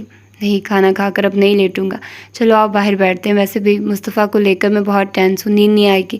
چائے کا سپ لیتے اس نے کہا تو وہ سر ہلاتے اس کے ساتھ ہی ٹیرس کی سیڑھیوں پر آ بیٹھی۔ ولید نے اسے بغور دیکھا۔ دل میں عجیب سی کیفیت پیدا ہوئی تھی۔ پتہ ہے انا، میں نے کبھی بھی موت کو اتنی اہمیت نہیں دی تھی، مگر کل رات جس طرح مصطفیٰ جیسے مضبوط اعصاب کے مالک انسان کو یوں بے بس حالت میں دیکھا تو محسوس ہوا کہ زندگی بہت بڑی نعمت ہے اور ہم کتنے کم عقل ہیں، محض اپنے مفروضوں کو بنیاد بنا کر زندگی کی اہم خوشیوں سے منہ موڑ لیتے ہیں۔ ولید کا انداز ریاسیت بھرا تھا۔ انا نے اسے بغور دیکھا۔ اس کے چہرے پر ایک عجیب سی کیفیت تھی، دکھ، تکلیف، بے بسی، اور اس وقت مجھے مصطفیٰ سے زیادہ شہوار کی بے چارگی اور تکلیف دیکھ کر دکھ ہوا تھا۔ انا نے دیکھا ولید کے چہرے پر قلب و دکھ رقم تھا۔ نہ جانے کیوں میرا دل دکھا تھا۔ حادثہ تو کسی کے ساتھ بھی ہو سکتا ہے، اور پھر ایک ایسی لڑکی جو ابھی رخصت ہو کر آ رہی ہے، اور پھر ایسی صورتحال پیش آ جائے، کیا کیفیت ہوگی اس کی؟ ولید ایک پل کو رکا تھا، اور سب سے بڑھ کر مصطفیٰ کی حالت دیکھ کر مجھے اس پر لگا تھا کہ جیسے میں مصطفیٰ کو کھونے والا ہوں، پھر کبھی بھی اسے نہیں دیکھ پاؤں گا۔ ہمارا کوئی ایک دن کا ساتھ تو نہیں تھا نا؟ جب سے وہ امریکہ تھا ہم اکٹھے تھے۔ شاید میرا کوئی حقیقی بھائی ہوتا تو وہ بھی مجھے اتنا عزیز نہ ہوتا جس طرح مصطفیٰ مجھے عزیز ہے۔ کل رات میں نے اپنی زندگی کے سب سے بھیانک اور تکلیف دہ لمحے گزارے ہیں۔ وہ اپنی کیفیت بتا رہا تھا۔ ولید کے دل میں عجیب سی اذیت تھی۔ دل چاہ رہا تھا کہ وہ انا کے سامنے سب کچھ کہہ دے، ورنہ یہ تکلیف اس کے دل کو اسی طرح تڑپاتی رہے گی، اور انا وہ خود بھی کل رات ولید کو مصطفیٰ کے لیے بھاگ دوڑ کرتے دیکھ چکی تھی، جس طرح وہ پریشان، تکلیف زدہ حالت میں سب کر رہا تھا۔ مصطفیٰ سے اس کی گہری محبت ظاہر ہوتی تھی۔ انشاءاللہ مصطفیٰ بھائی بہت جلد صحت یاب ہو جائیں گے، آپ ٹینس نہ ہو، ولید کو حوصلہ دینے کو اس نے کہا تو ولید نے سر ہلا دیا۔ ہاں ٹھیک تو اسے ہونا ہی ہے، اتنے لوگ ہیں اس کے لیے دعائیں مانگنے والے، محبت کرنے والے۔ ہوش میں آتے ہی وہ ہم سب کو تسلی دیتا رہا، جبکہ ہم جانتے ہیں کہ اس کا کتنا خون بہا تھا۔ ولید نے کہا تو وہ خاموش رہی۔ وہ بہت باہمت انسان ہے، بہت سی خوبیوں کا مالک ہے۔ بے شک اس کے پیچھے بہت مضبوط بیک گراؤنڈ ہے، مگر اس نے کبھی اپنے اس بیک گراؤنڈ پر فخر محسوس نہیں کیا۔ یہ تو ہے، ان کی ساری فیملی بہت نفیس ہے، ورنہ کوئی ایسے ویسے لوگ ہوتے تو اپنے گھر میں پناہ لینے والی عورت کی بیٹی سے رشتہ ہی کیوں جوڑتے؟ شہوار بہت خوش قسمت ہے، اسے مصطفیٰ بھائی جیسے انسان ملے۔ ولید کی بات کے جواب میں اس نے کہا، میں سوچ رہا ہوں اگر مصطفیٰ کی جگہ گولی کسی اور کو لگ جاتی، میں اگر کینٹین کی طرف نہ جاتا، فرض کرو پچھلی سیٹ پر بیٹھے لوگوں میں سے کسی کو یا پھر مجھے لگ جاتی تو؟ اللہ نہ کرے، انہوں نے ایک دم دہل کر کہا تھا۔ ولید نے اسے دیکھا تو پہلی بار اس کے چہرے پر یاسیت کی جگہ مسکراہٹ پیدا ہوئی تھی۔ فرض کرنے میں کیا حرج ہے؟ واقعی مصطفیٰ کی جگہ میں ہوتا تو؟ پلیز ایسا سوچیے بھی مت، انا نے فوراً ٹوک دیا تھا۔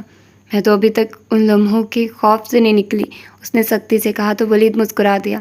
ویسے بھی جس کے مقدر میں تکلیف لکھی ہوتی ہے وہ اسے مل کر رہتی ہے، کوئی دوسرا لاکھ زور لگا لے اس مصیبت کو ٹال نہیں سکتا۔ ورنہ آپ سے بھی زیادہ مصطفیٰ بھائی سے محبت کرنے والی ان کی والدہ بھی ہمارے ساتھ موجود تھی، ان کا بس چلتا تو کبھی مصطفیٰ بھائی کے ساتھ بھی ایسا نہ ہونے دیتی، مگر تقدیر کے سامنے تو سبھی بے بس ہیں، بھلا کس کا زور چلا ہے، اس نے سنجیدگی سے کہا تھا۔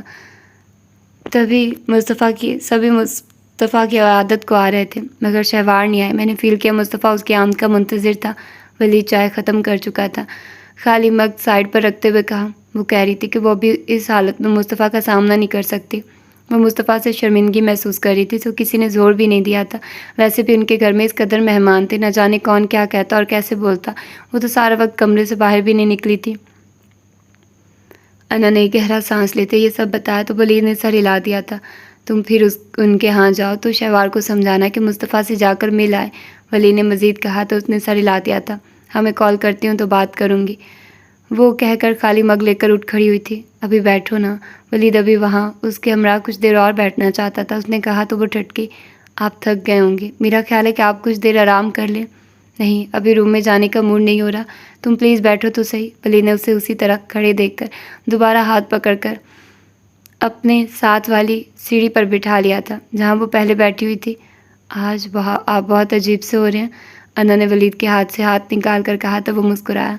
مثلاً کیسا ہو رہا ہوں؟ بہت حساس اور ٹچی سے، انا نے کہا تو اس نے گہرا سانس لیا تھا۔ ہاں، اس سے پہلے کبھی بھی موت کو اتنے قریب سے جو نہیں دیکھا تھا، اب دیکھا ہے تو زندگی کی قدر معلوم ہو رہی ہے، انا کو بغور دیکھتے مسکرا کر کہہ رہا تھا۔ انا نے چونک کر دیکھا تھا، وہ مسکرا کر چہرہ پھیر گیا تھا۔ وہ اس کے الفاظ زندگی کی قدر معلوم ہونے والی بات پر الجھ گئی تھی، اور ایسی کیفیات میں انسان کا دل چاہتا ہے کہ وہ کسی اپنے سے اپنے دل کی ہر بات شیئر کرے۔ ویسے کیا تمہیں برا لگ رہا ہے میری باتیں سننا؟ ولید نے کہتے پھر سے اسے مسکرا کر دیکھا تھا۔ انا تو اس کے الفاظ کسی اپنے سے ہی پر اٹک گئی تھی، مزید کیا سنتی۔ اس کے دیکھنے پر فوراً نفی میں سر ہلا دیا تھا، اس کا دل ایک دم بے پناہ خوشی سے بھرنے لگا تھا۔ ولید اور بھی کچھ کہہ رہا تھا، وہ اپنی تمام سوچوں کو جھٹکتے مکمل توجہ کے ساتھ اس کے دل کی تمام باتوں کو سننے لگ گئی تھی۔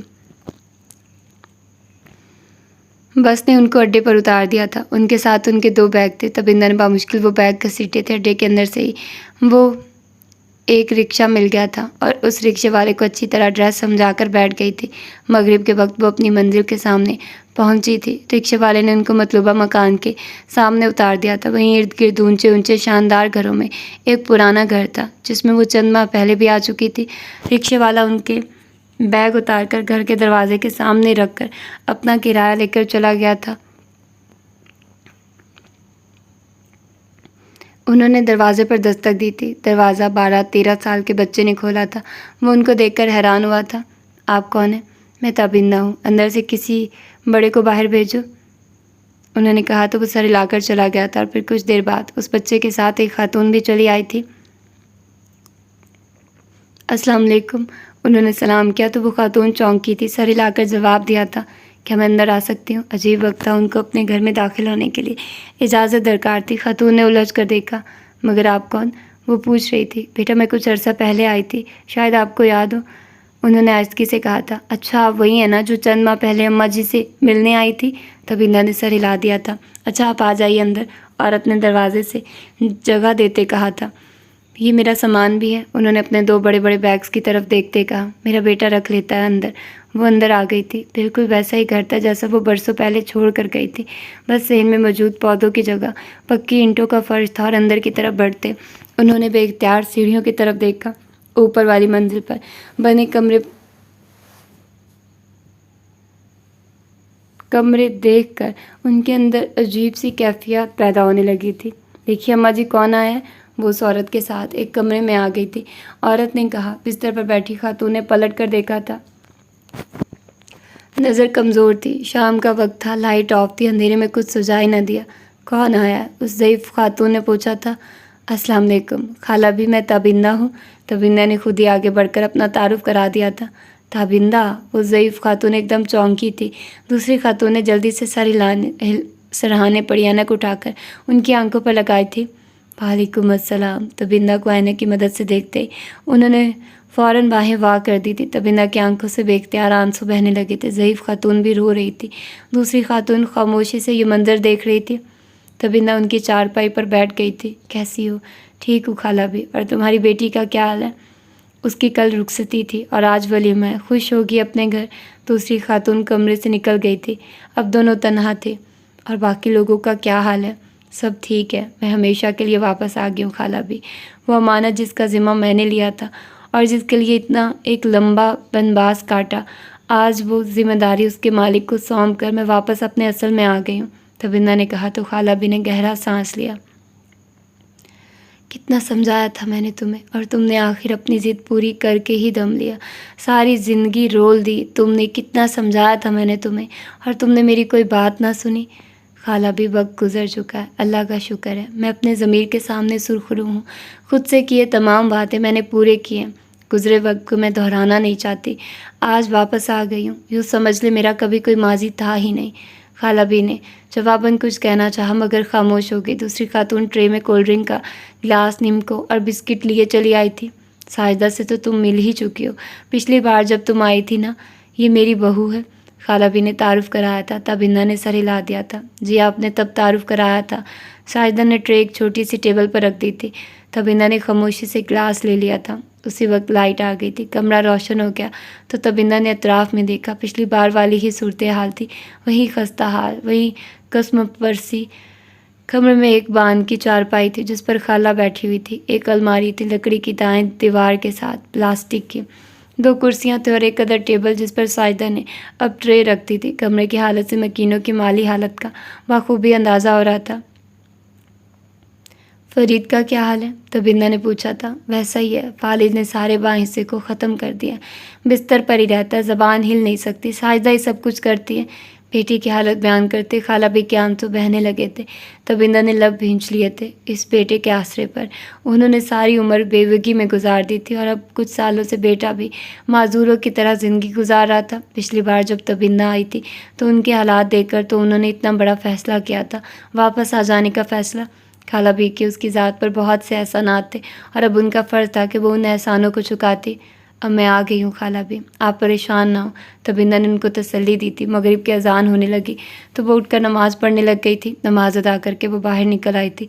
सहन में ठंडी हवा चल रही थी। तबिन्ना ने सहन में खड़े होकर सीढ़ियों की तरफ देखा तो ज़हन और दिल में कहीं वाक़यात गर्दिश करने लगे जिन्हें बामुश्किल चटकते वो सीढ़ियाँ चढ़ते ऊपर आ गई थी। ऊपर अंधेरा था। यूं ही बंद ताले लगे दरवाज़ों को हाथ लगा लगा कर देखती रही। कुछ वक्त गुजार कर वो वापस नीचे आ गई थी। खाला भी की चारपाई अब सहन में बिछा दी गई थी। वो उनके पास रुकने के बजाय सामने वाले कमरे में ही चली आई। वहाँ कुछ माह पहले वाला मंजर जू का तू मौजूद था। फरीद उसी तरह बेबसी की हालत में बिस्तर पर लेटा हुआ था। कैसे हो फरीद? उन्होंने करीब आकर पूछा तो वो चौंका था। सर हिलाकर जवाब दिया। ज़बान फालिज के हमले से कुव्वत गवाही से महरूम हो चुकी थी। मैं भी ठीक हूँ और मेरी बेटी भी। अब मैं हमेशा के लिए वापस आ गई हूँ। बेटी की शादी कर दी है। तबिन्ना कुर्सी घसीट कर उसकी चारपाई के पास ही बैठ गई थी। तुम अब परेशान नहीं होना।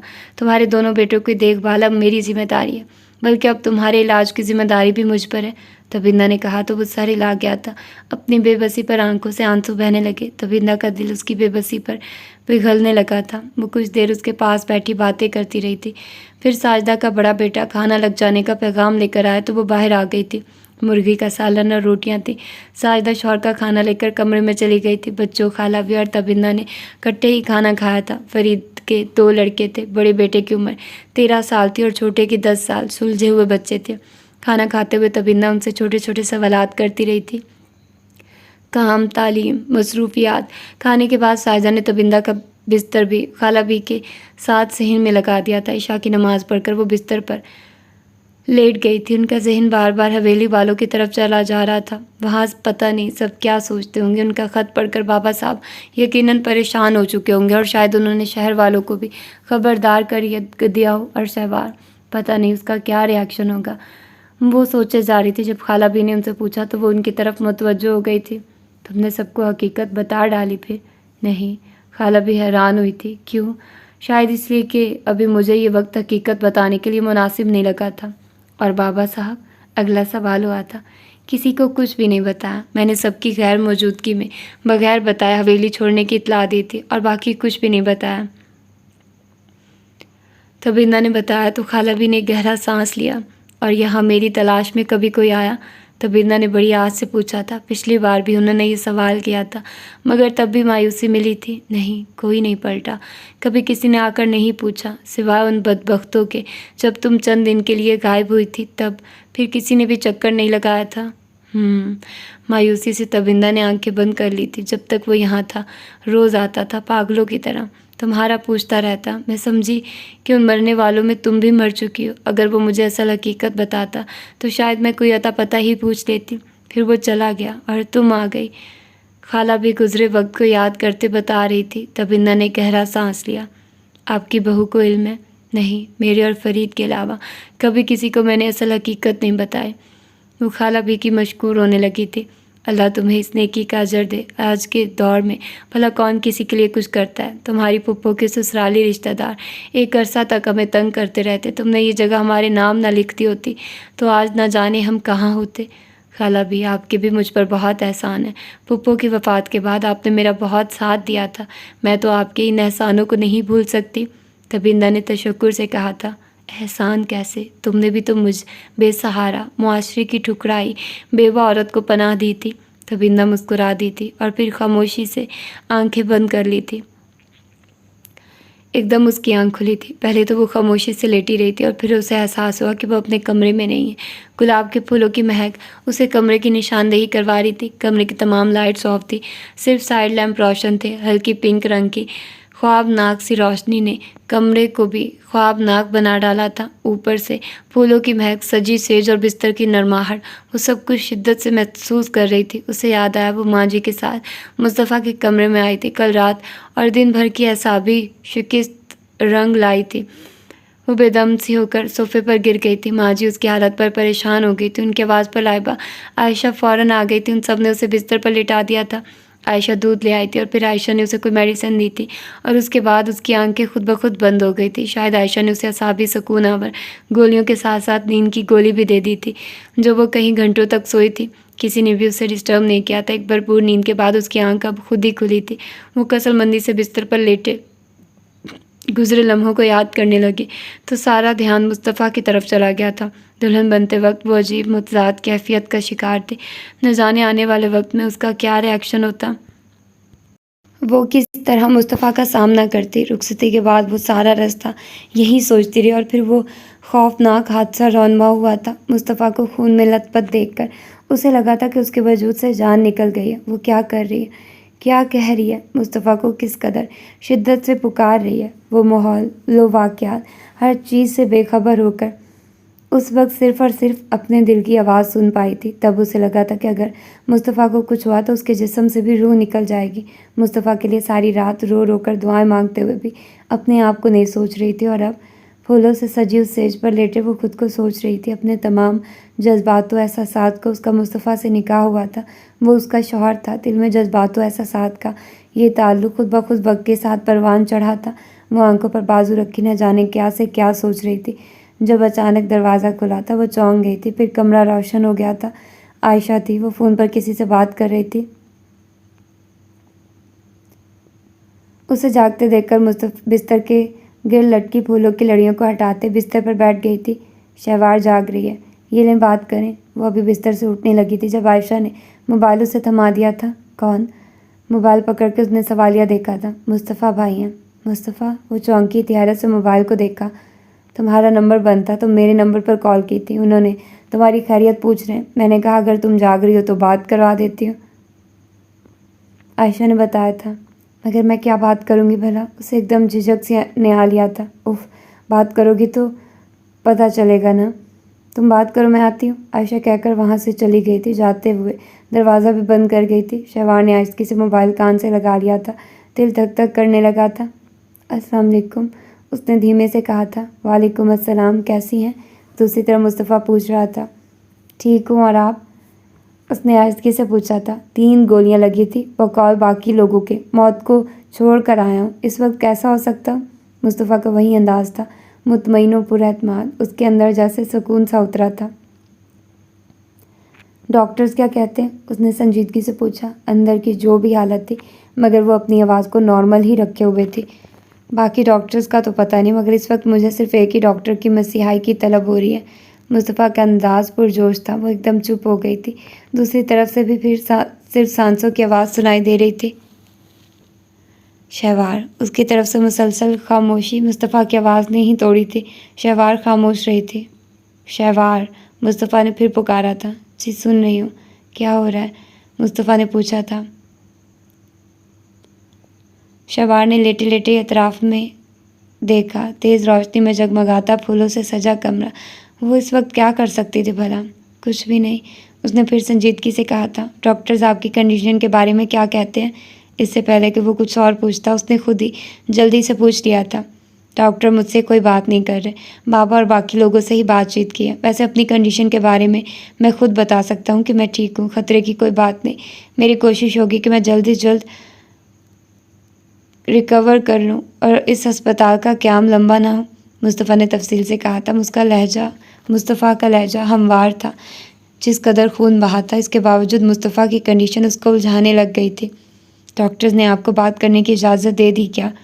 اس وقت آپ محترمہ سے بات کر رہا ہوں۔ ابھی بھی شک مسکراتا انداز تھا، وہ گھبرائی تھی۔ نہیں، میرا مطلب ہے آپ اتنی سیریس کنڈیشن میں رہیں، ابھی تو انسان مکمل طور پر حواس میں بھی نہیں آ پاتا۔ ڈاکٹرز بات چیت سے منع نہیں کر رہے ہیں، اس نے سنجیدگی سے کہا تھا۔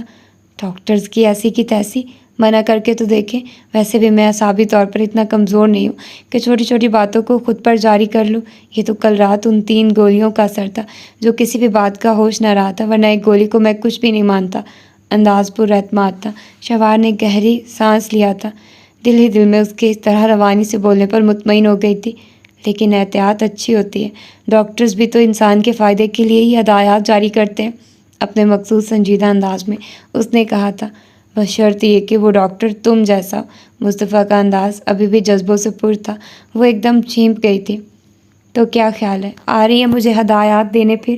میرا خیال ہے آپ کو ان فضول باتوں کی بجائے آرام کی زیادہ ضرورت ہے۔ ابھی اس کا دل بدلا تھا، مزاج نے بھی آہستہ آہستہ نارمل روٹین میں آنا تھا۔ سچ کہتے ہیں لوگ، انسانوں کے چیر پھاڑ کرنے والے ڈاکٹر دل کے بھی پتھر کے ہوتے ہیں۔ حالات کچھ بھی ہو، کوئی اثر نہیں ہوتا۔ مصطفیٰ نے تجزیہ کیا تھا، اس نے گہرا سانس لیا تھا۔ سچ کہہ رہے ہیں، مگر حالات و واقعات انسان کو پتھر بننے پر مجبور کرتے ہیں، ورنہ پتھر دل تو کوئی بھی نہیں ہوتا۔ اس کی سنجیدگی جھونکی تو تھی۔ مگر میرے معاملے میں تو ہمیشہ ایک ہی موسم اور ایک جیسا ہی سرد رویہ برقرار رکھا گیا ہے، اور شاید اب بھی وہی رویہ ہے، اتنے بڑے حادثے کے بعد بھی۔ میرا خیال ہے کافی بات ہو گئی ہے، آپ آرام کریں۔ مصطفیٰ کی باتوں پر اس نے جھنجھلا کر کہا تھا۔ دوسری طرف مصطفیٰ ایک دم سنجیدہ ہوا تھا۔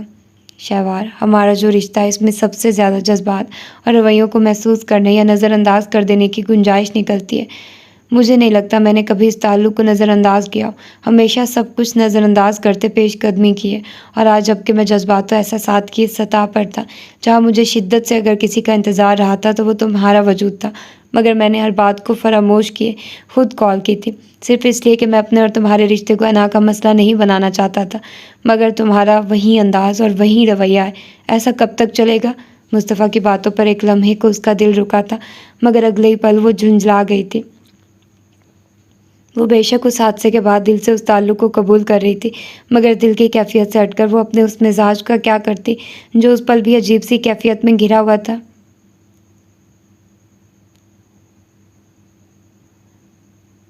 دل بدلتے دیر نہیں لگی تھی، مگر شاید مزاج کو ابھی بدلنے میں کچھ وقت چاہیے تھا۔ اسے یہ سب سہنے، برتنے اور نبھانے کے لیے شاید کچھ وقت درکار تھا۔ اس نے مصطفیٰ کے سامنے ہمیشہ اس رشتے کی نفی کی تھی، اب ایک دم کیسے سب کچھ ایک طرف کرتے آگے ہو جاتی؟ شہوار، ایک طرف سے مسلسل خاموشی پر مصطفیٰ نے پکارا تھا۔ جی، اس نے آہستہ آواز میں کہا تھا۔ مجھے شاید فون نہیں کرنا چاہیے تھا، میری آواز بھی تمہارے مزاج پر شاید بہت گرا گزر رہی ہوگی۔ مصطفیٰ کا لہجہ ایک دم بدلا تھا، سختی اور شکایت در آئی تھی۔ ایسی بات نہیں میں وہ جواباً کچھ کہنا چاہتی تھی کہ ایک دم مصطفیٰ نے کال بند کر دی تھی۔ اس نے خاموشی سے موبائل کو دیکھا تھا اور پھر اٹھ کر بیٹھ گئی تھی، سر گھٹنوں پر رکھ کر۔ وہ لاشعوری طور پر مصطفیٰ کو ہی شدت سے سوچنے لگ گئی تھی۔ مصطفیٰ کی باتیں ایک دم یاد آنے لگی تو وہ بے اختیار بستر سے اتر گئی تھی۔ ننگے پاؤں تبیز قالین پر چلتے پھولوں کی پتیوں کی نرماہٹ شدت سے محسوس ہونے لگی تو وہ لائٹ آف کرتے وہاں سے نکل آئی تھی۔ اپنے کمرے میں آ کر وہ واش روم میں گھس کر منہ ہاتھ دھونے لگ گئی تھی۔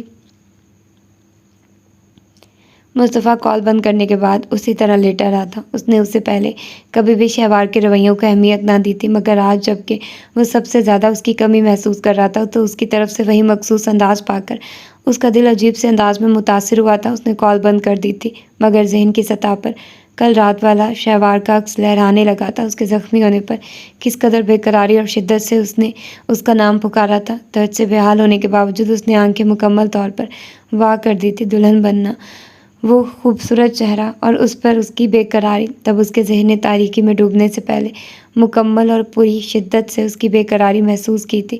اس کے ہاتھوں کا لمس اس کے بازوؤں پر تھا اور پھر ہوش میں آنے کے بعد سب سے پہلا خیال اسے پھر شہوار کا ہی آیا تھا۔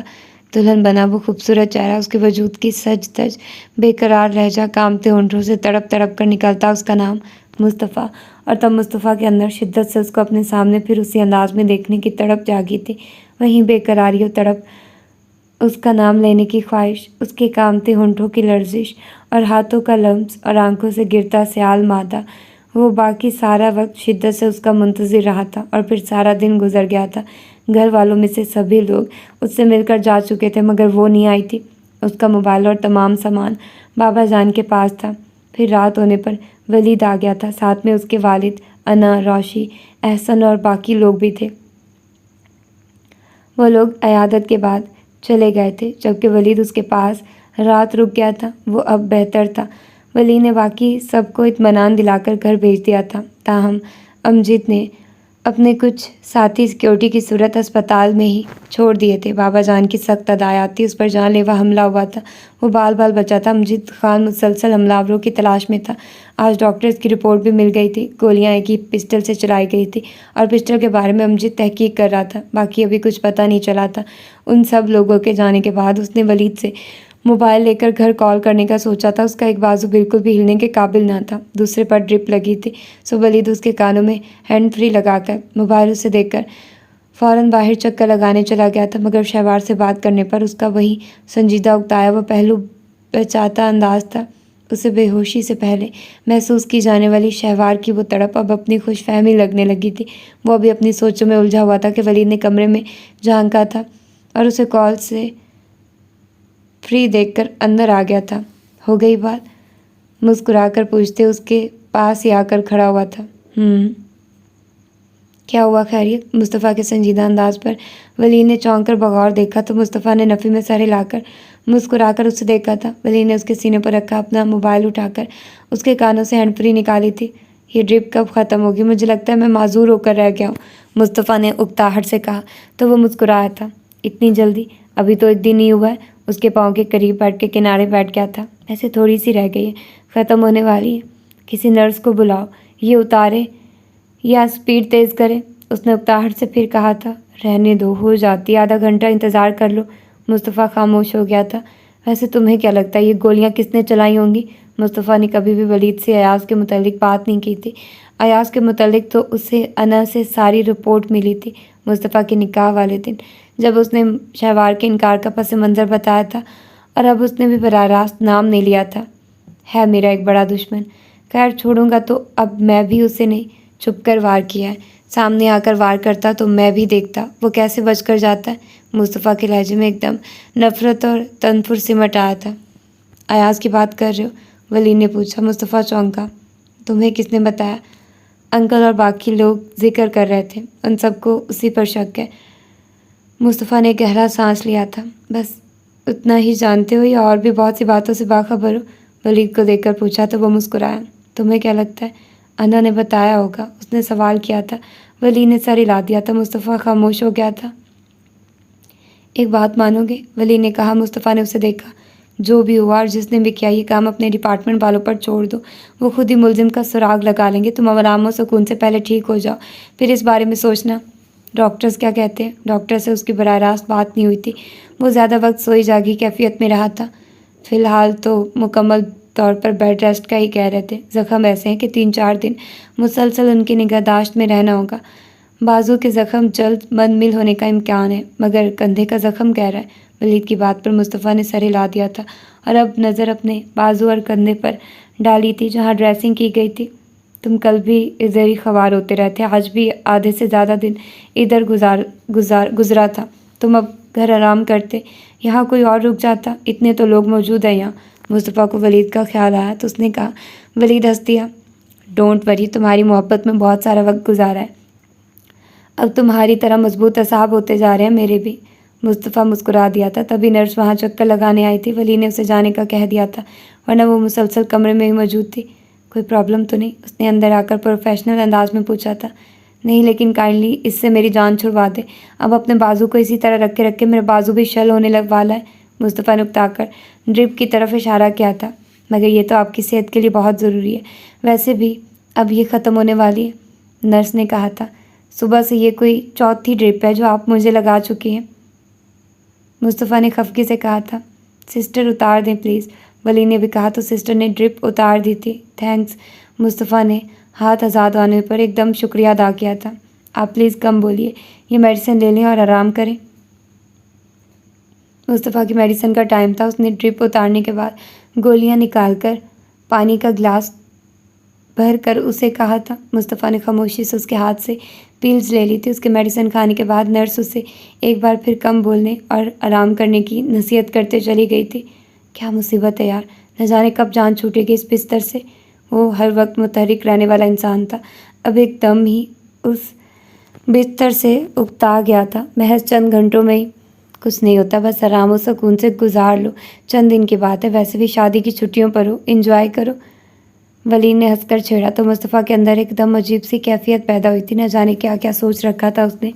वैसे अगर ये हादसा ना हुआ होता तो आज रात इस वक्त हम तुम्हारे वलीमे का खाना खाकर फारिग हो चुके होते।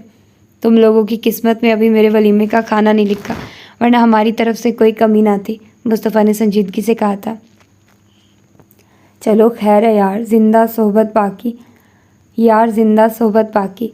ज़िंदगी से बढ़कर कोई नेमत नहीं होती। अंकल ने वलीमा मुलतवी किया है, कैंसिल तो नहीं? फिर हो जाएगा। मुस्तफ़ा मुस्कुरा दिया था। नर्स शायद उसे कोई ख्वाब आवर गोली भी दे गई थी। मुस्तफ़ा को नींद आने लग गई थी। तुम्हें नींद आ रही है? वली ने फ़ौरन महसूस किया था। पता नहीं, कोई नूदगी सी छा रही है, शायद मेडिसिन का असर है। अच्छा है, कुछ देर सो लोगे, वरना मेरे साथ बातें करते रहोगे, और अगर नर्स आ गई तो मुझे ही कमरे से बाहर कर देगी कि मैं तुम्हारे आराम में खलल डाल रहा हूँ। मुस्तफ़ा मुस्कुराया था। उसकी आंखें बोझल होने लगी थी तो उसने बंद कर ली थी। कुछ देर बाद वो खुद ब खुद ही नींद में चला गया था। वलीद उसे सोते देखकर खुद उठकर साइड पर रखे सोफे पर आकर नीम नाराज़ हो गया था। दरवाजे के बाहर सिक्योरिटी गार्ड खड़े थे, मगर इसके बावजूद वलीद ने सोने की कोशिश नहीं की थी। वो अपना मोबाइल निकाल कर उसमें मौजूद बारात और बाकी दिनों की भी लीद गई तस्वीर देखने लग गया था। ढोलक वाले दिन के अना की कितनी तस्वीर उसके पास थी। लाशौरी तौर पर वो उन तस्वीर को देखे क्या बार बार रिवाइंड करते। उस वक्त उसे अना याद आने लगी तो उसने अना को मैसेज कर दिया था, क्या कर रही हो? रात के 11 बज रहे थे। यकीनन वो उस वक्त तक जाग रही होगी। अगले ही पल उसका मैसेज आ गया था। आपको याद? साथ मुँह चिढ़ाने वाली स्माइल थी। वलीद मुस्कुरा दिया था। अच्छा, मुझे नहीं पता था मैं इतना खुशकिस्मत हूँ। मोहतरमा अना इफ्तिखार साहिबा मुझे याद कर फरमा रही है। जवाबन वलीद ने भी मुँह चिढ़ाने वाली स्माइल के साथ मैसेज कर दिया था। हाँ, आपके खुशकिस्मत होने का तो मुझे पता नहीं, मगर मैं ज़रूर हैरान हो रही हूँ कि मोहतरम वलीद साहब ने रात के इस वक्त मुझे कैसे याद करने की जहमत गवारा कर ली है। घूरने वाली स्माइल के साथ जवाब मिला था। उफ, ये खुद तरसी। उसने फ़ौरन सेंड किया था। खुद तरसी नहीं, हकीकत बयान कर रही हूँ। ये बताइए क्या कर रहे हैं? मोबाइल पर मुस्तफ़ा की शादी पर ली गई तस्वीरें देख रहा था। तुम्हारी तस्वीर सामने आई तो सोचा तुमसे ही बात कर ली जाए। दूसरी तरफ बिल्कुल खामोशी छा गई थी। वली ने चंद पल उसके रिप्लाई का इंतज़ार किया था। क्या हुआ? उसने मैसेज कर दिया था। आप चंद दिनों से मुझे काफ़ी बदले बदले लग रहे हैं, और कल से तो बिल्कुल चेंज लग रहे हैं। अना का जवाब मिला था। वलीद पढ़कर मुस्कुरा दिया। वो कैसे? मुझसे बात कर रहे हैं, मेरे साथ वक्त गुजारे हैं, और कल तो आपने कितनी देर तक मुझसे अपनी फीलिंग्स तक शेयर की थी। अना ने तब्दीली की निशानदेही की थी। वो हंस दिया था। वो तो मैं तुमसे पहले भी उसी अंदाज में बात करता रहता हूँ। तुम्हारे साथ जब भी मौका मिलता है वक्त गुजारने की कोशिश करता रहता हूँ। और रह गई फीलिंग्स वाली बात, तो मुस्तफ़ा के हादसे के बाद मेरी बहुत सी फीलिंग्स बेकरार थी, सो तुमसे शेयर कर ली। मगर इससे पहले आपके किसी भी अंदाज ने मुझे ऐसा एहसास नहीं दिलाया। अब आपको के रवैयों को देखकर मुझे लगता है आप बदल रहे हैं। वलीद उसका जवाब पढ़कर मुस्कुरा दिया था।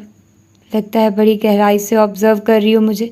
दूसरी तरफ खामोशी छा गई थी। वलीद ने چند منٹ سے اس کے جواب کا انتظار کیا تھا، پھر غائب۔ اس نے میسج کیا تھا، مجھے نیند آ رہی ہے۔ ولید کے پوچھنے پر 1-2 منٹ بعد جواب ملا تھا، تمہیں تو ساری ساری رات نیند نہیں آتی تھی، یہ کمال کیسے ہو گیا؟ اس نے چھیڑا تھا، جیسے آپ تبدیل ہو رہے ہیں، شاید میں بھی تبدیل ہو رہی ہوں۔ کچھ دیر بعد جواب ملا تھا۔ ولید ہنس دیا تھا، اوکے تم پھر سو، میں تو ویسے ہی فارغ ٹائم گزار رہا تھا، میری وجہ سے تم اپنی نیند کیوں خراب کرو؟ سویٹ ڈریمز، شب بخیر۔ ولید نے میسج کیا تھا، شب بخیر۔ تو اسی طرف سے بھی جواب ملا تھا، اور اس کے بعد ولید موبائل ایک طرف ڈالتے ان گزرے 2 دنوں کے واقعات یاد کرنے لگ گیا تھا۔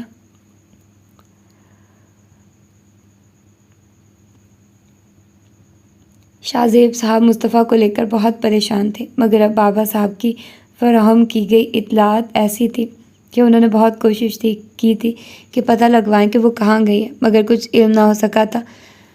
بابا کئی بار ایک امید کے ساتھ کال کرتے تھے اور ادھر سے مایوس کن جواب سن کر وہ رہ جاتے تھے۔ ہم نے اسے ہمیشہ ایک بیٹی کی طرح عزت دی، نہ جانے کہاں چلی گئی ہے وہ۔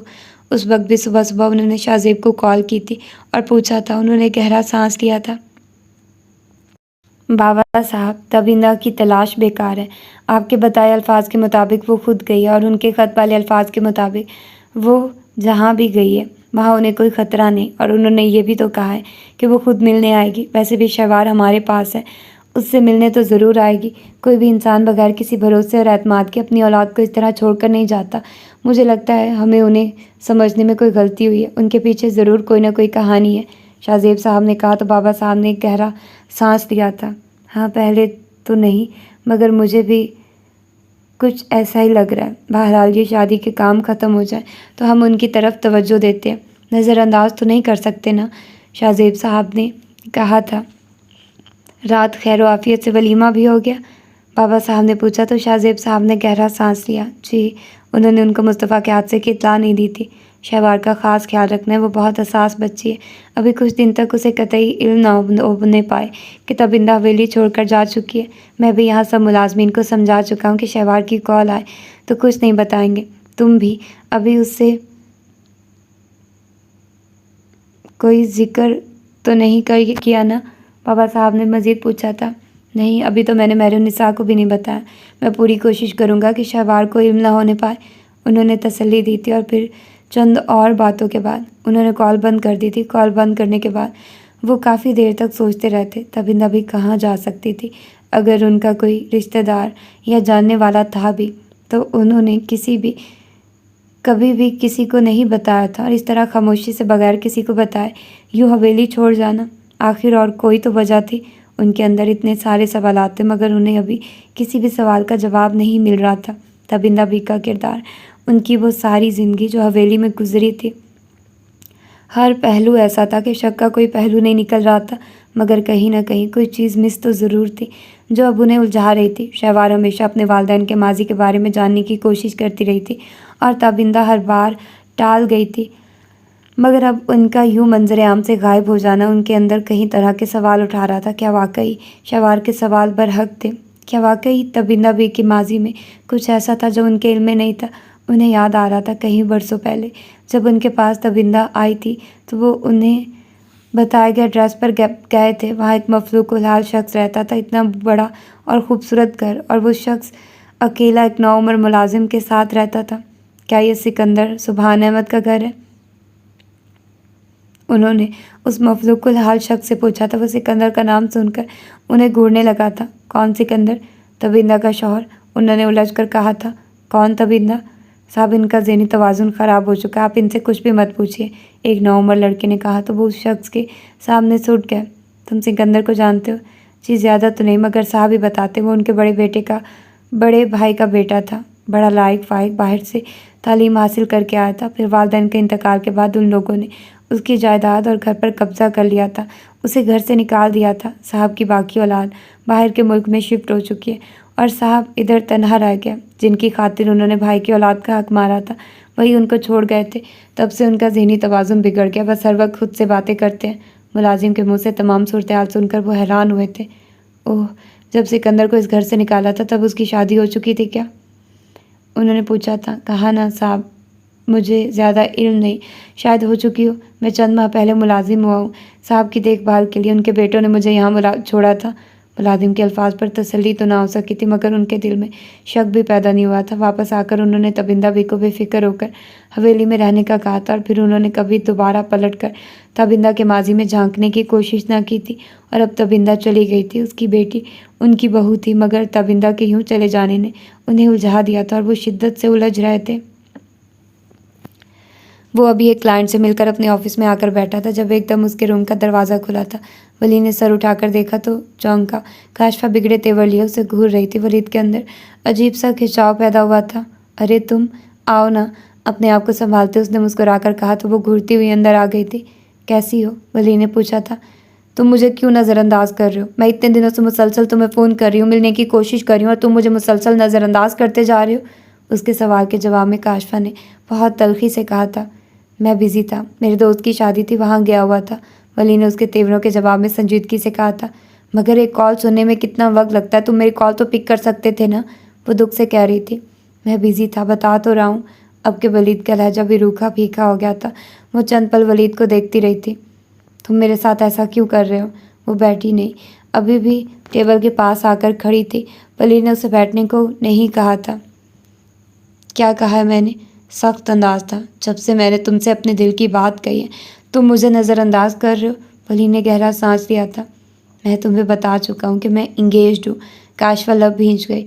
मुझसे ज़्यादा तो वो तुम्हें नहीं चाहती होगी। Waleed, really I love you so much. कुछ तवक्कुफ के बाद उसने कहा। वलीद के चेहरे पर उसकी बेबाकी ने एक नागवारी की लहर पैदा कर दी थी। मिस काशफा, वली ने एकदम नागवारी से कहा था। काशफा उसे देखने लगी थी।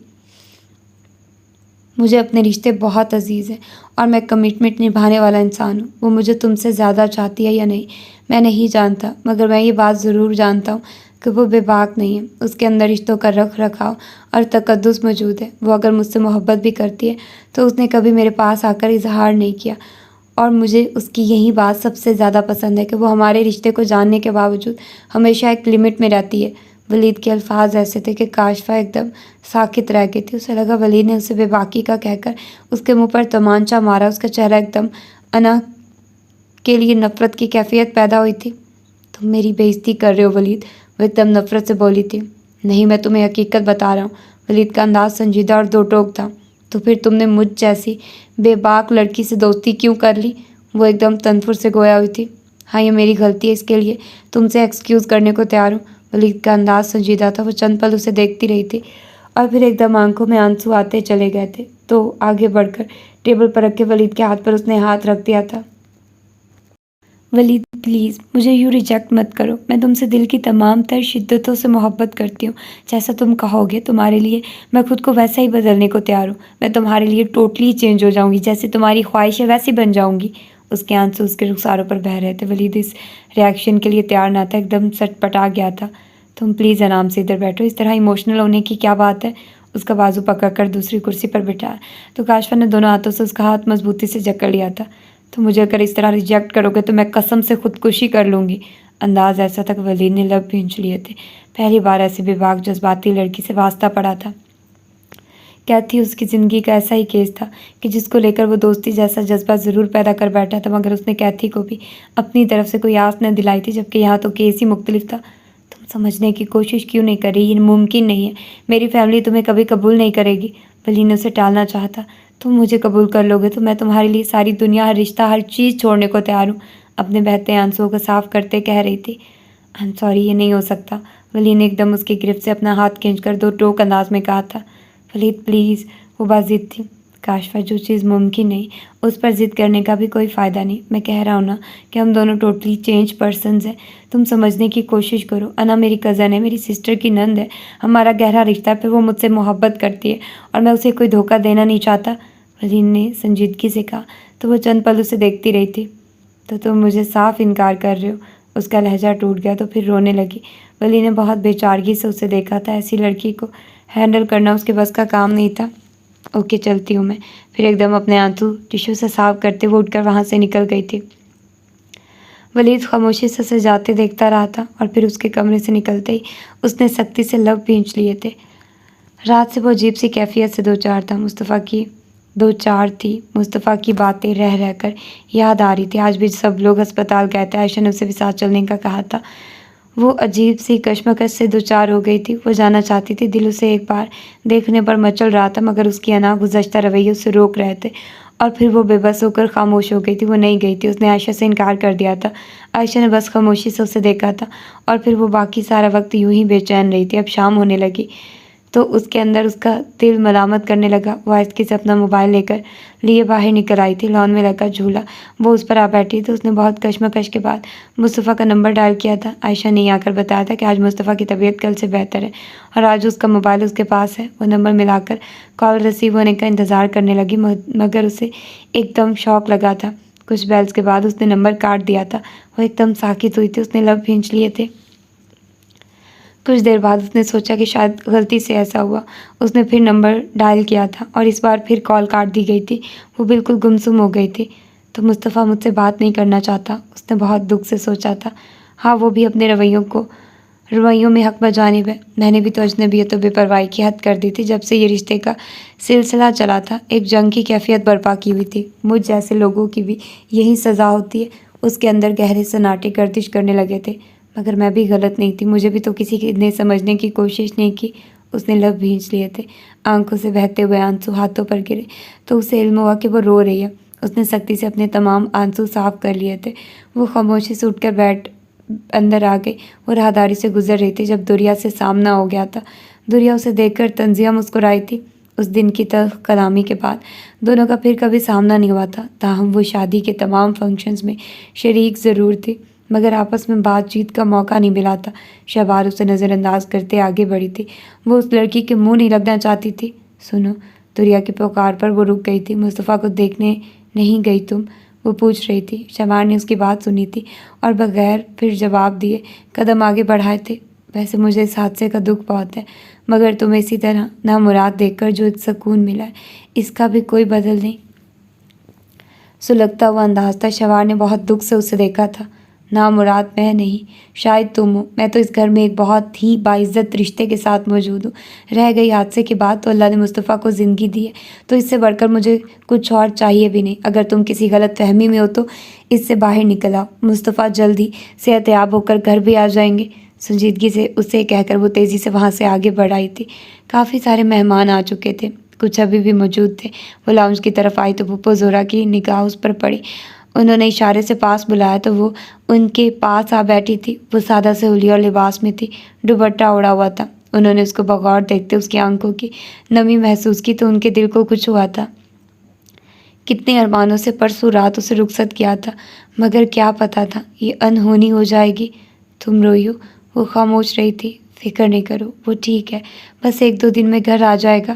ان کے الفاظ پر اس کی آنکھیں بھیگنے لگی تھی۔ مہرالنساء بھابھی، شہوار صبح سے ایسے ہی ہے، آپ نے بھی اسے چینج کرنے اور کوئی اچھا لباس پہننے کو نہیں کہا؟ ہمارے ہاں نئی نویلی دلہن بھلا ایسے کب رہتی ہے؟ اس کی سونی کلائیاں، خالی ہاتھ پیر، کان گلا دیکھ کر دل میں ہول اٹھا تھا۔ بس ہاتھ پاؤں کی مہندی بتا رہی تھی کہ وہ نئی نویلی دلہن ہے، ورنہ کچھ سنگار ہی نہ تھا۔ زہرا نے زینب کے ساتھ محو گفتگو مہرالنساء خاتون سے کہا تو انہوں نے بھی چونک کر اسے دیکھا تھا۔ ہاں، بس صبح صبح مصطفیٰ کے پاس چلی گئی تھی، پھر اس کے پاس سے عصر کے وقت گھر آئی تو یہ سو رہی تھی، اس کے بعد ہی اب دکھائی دے رہی ہے۔ مصطفیٰ کی طرف ہی سارا دھیان رہا، میں بھی بھول گئی تھی۔ مہرالنساء نے فوراً کہا تھا، جاؤ لائبہ بہن کو لے جاؤ، اچھے سے کپڑے پہناؤ، زیور دو۔ اللہ میرے مصطفیٰ کو صحت دے اس کی دلہن کے لیے۔ میرے دل میں نہ جانے کیا کیا ارمان تھے، اس حادثے نے تو سب کچھ بھلا ڈالا تھا۔ خیر سے مصطفیٰ گھر آ جائے تو ساری رسمیں کریں گے ہم۔ ماں جی نے قریب آ کر جھک کر اس کی پیشانی چومتے کہا تھا۔ وہ اس قدر محبتوں پر ایک دم شرمندہ سی ہو گئی تھی۔ لائبہ بھابھی اسے اس کے کمرے میں لے آئی تھی۔ انہوں نے ایک اچھا سا خوبصورت کام والا لباس دیا تھا، اس نے بغیر انکار کے تھام لیا تھا۔ زیور اس کے روم میں ہی تھا۔ اس نے ہلکی پھلکی جولری بھی پہن لی تھی۔ دل آمادہ ہو تو سب کچھ خود بخود ہونے لگتا ہے۔ لائبہ کے کہے بغیر اس نے آنکھوں میں کاجل اور ہونٹوں پر ہلکی سی لپسٹک بھی لگا لی تھی، اسی سے ہی وہ جگمگ کرنے لگی تھی۔ وہ تیار ہونے کے بعد کمرے میں بیٹھنے کے بجائے باہر آ گئی تھی۔ وہ اب اپنے رویے سے خود کو بھی احساس نہیں دلانا چاہتی تھی کہ وہ 2 دن پہلے تک اس شادی سے ناخوش تھی۔ ماں جی اس کی تیاری سے بہت خوش ہوئی تھی۔ کھانا سب کے ساتھ مل کر کھایا تھا۔ وہ رات 11 بجے تک سب کے پاس بیٹھی رہی تھی، اور پھر ایک ایک کر کے سبھی سونے چلے گئے تھے تو وہ بھی اٹھی تھی۔ وہ اپنے کمرے کی طرف بڑھ رہی تھی جب ماں جی اس کے پیچھے آئی تھی۔ شہوار، وہ رکی تھی۔ جی، رات تم اپنے کمرے میں سوئی تو مجھے بڑی تکلیف ہوئی تھی۔ اگر یہ حادثہ نہ ہوتا تو پھر بھی تم نے مصطفیٰ کے کمرے میں ہی رہنا تھا تو اس کے کمرے میں ہی رہو۔ ویسے بھی 1-2 دن میں وہ گھر آ جائے گا تو پھر بھی وہاں رہنا ہی ہے نا۔ مہرالنساء نے محبت سے اس کے رخسار پر ہاتھ رکھتے کہا تھا تو وہ سر ہلا گئی تھی۔ جی چلی جاتی ہوں، یہ لو چابی۔ کمرہ میں نے بند کر دیا تھا کہ خراب نہ ہو۔ تمہیں پتہ تو ہے مصطفیٰ اپنے کمرے کے بارے میں کتنا حساس ہے۔ ویسے بھی میرا دل نہیں چاہ رہا تھا کہ تمہارے یا مصطفیٰ کے علاوہ کوئی اور کمرے میں جائے۔ ماں جی کے اپنے وہم تھے۔ ویسے بھی ان کے بیٹے کی شادی کی رات اتنا بڑا حادثہ ہو گیا تھا، اس نے سر ہلا دیا تھا۔ وہ ان کے ہاتھ سے روم کی چابی لے کر کمرے کی طرف چلی آئی تھی۔ انہوں نے مسکرا کر اسے جاتے دیکھا اور پلٹ گئی تھی۔ وہ دروازہ کھول کر اندر آئی تو اسی طرح کمرہ پھولوں کی مہک سے مہک رہا تھا۔ اگرچہ پھول اب مرجھا چکے تھے، ان کا رنگ بھی بدل گیا تھا، مگر ان کی مہک ابھی بھی برقرار تھی۔ وہ دروازہ بند کرتے خاموشی سے کمرے کے وسط میں آ کھڑی ہوئی تھی۔ وہ یوں ہی چلتے ایک ایک چیز کو چھو چھو کر دیکھنے لگی تھی۔ الماریاں اور دراز سب لاک تھے، شاید گاؤں جانے سے پہلے لاک کیے گئے تھے۔ وہ چلتی ہوئی آنے کے ساتھ آئینے کے سامنے آ کھڑی ہوئی تھی۔ اس کا دراز سراپا خوبصورت لباس میں نمایاں تھا۔ وہ آئینے سے ہٹ کر بستر پر آ کر بیٹھ گئی تھی۔ پھولوں کی لڑیاں ابھی بھی مسحری کی صورت موجود تھی۔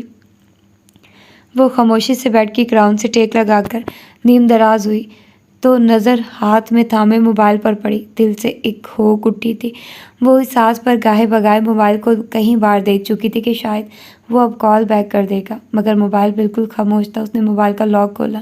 وہ ایک بار پھر ڈائل نمبرز میں سے مصطفیٰ کا نمبر ڈائل کر رہی تھی۔ اس نے کان سے موبائل لگا لیا تھا، بڑے خوفزدہ انداز میں دوسری طرف ہونے والی بیلز کو سن رہی تھی، اور پھر 5 بیلز کے بعد کال کاٹ دی گئی تھی۔ اس کا دل ایک لمحہ کے لیے بالکل بند ہوا تھا۔ اس نے ڈرتے ڈرتے پھر نمبر ڈائل کیا تھا، مگر پہلی بیل پر کال کاٹ دی گئی تھی۔ شہوار کی آنکھوں میں ایک دم نمی سی سمٹ آئی تھی۔ اس نے پھر نمبر ڈائل کیا تو موبائل بند تھا۔ آگے سے کمپیوٹر وائس بولنے لگی تو اس کی آنکھوں کی نمی اس کے رخساروں کو بھگونے لگی تھی۔ اس نے مصطفیٰ سے لاکھ بار بے اعتنائی برتی تھی، مگر اب جب اس کی طرف سے وہی رد عمل سہنے کو مل رہا تھا تو اس کا دل کٹنے لگا تھا۔ اس نے سوچا وہ اب کال نہیں کرے گی، اس سے رابطہ نہیں کرے گی۔ ٹھیک ہے، وہ اگر اس کے گزشتہ رویوں کی سزا دینا چاہتا تو وہ چپ کر کے سہ لے گی۔ وہ اس کے ساتھ رخصت ہو کر آئی تھی تو جب متضاد کیفیات میں مبتلا تھی، مگر ذہن کے کسی گوشے میں بھی نہیں تھا کہ وہ اسے رد کرے گی۔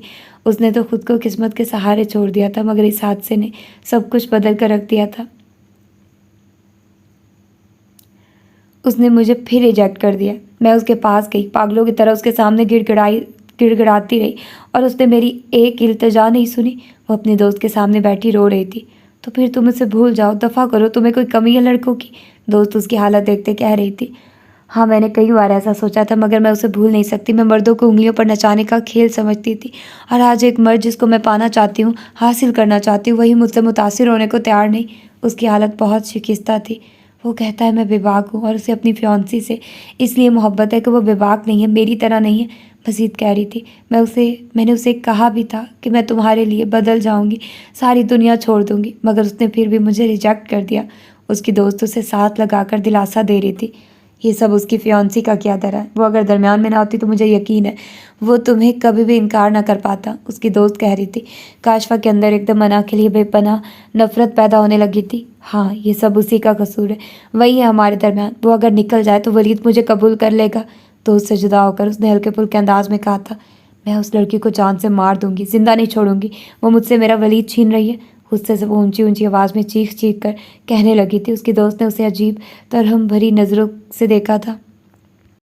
وہ رات کے اندھیرے میں سب سے چھپتا چھپاتا مقررہ جگہ پر پہنچا تھا۔ شہزاد پہلے ہی اس جگہ پر موجود تھا۔ کہاں تھے تم؟ اتنی دیر کر دی؟ شہزاد اسے دیکھتے ہی برہم ہوا تھا۔ کیا ہوا؟ رات کا انتظار کر رہا تھا۔ تم سناؤ، کیا خبر ہے؟ اس دن کے بعد وہ لوگ اب مل رہے تھے۔ کوئی اچھی خبر نہیں ہے، شہزاد نے کہا تو وہ چونک کر دیکھنے لگا۔ مطلب اس رات گولیاں صرف مصطفیٰ کو لگی تھی اور پچھلی سیٹ پر موجود خواتین بالکل محفوظ رہی تھی۔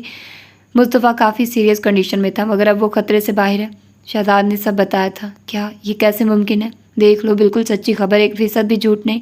اس کا باپ اور اس کا پورا ڈپارٹمنٹ حرکت میں آ چکا ہے، جو کہ پہلا شک تم پہ ہی کیا جا سکتا تھا، سو زور و شور سے تمہاری تلاش جاری ہے۔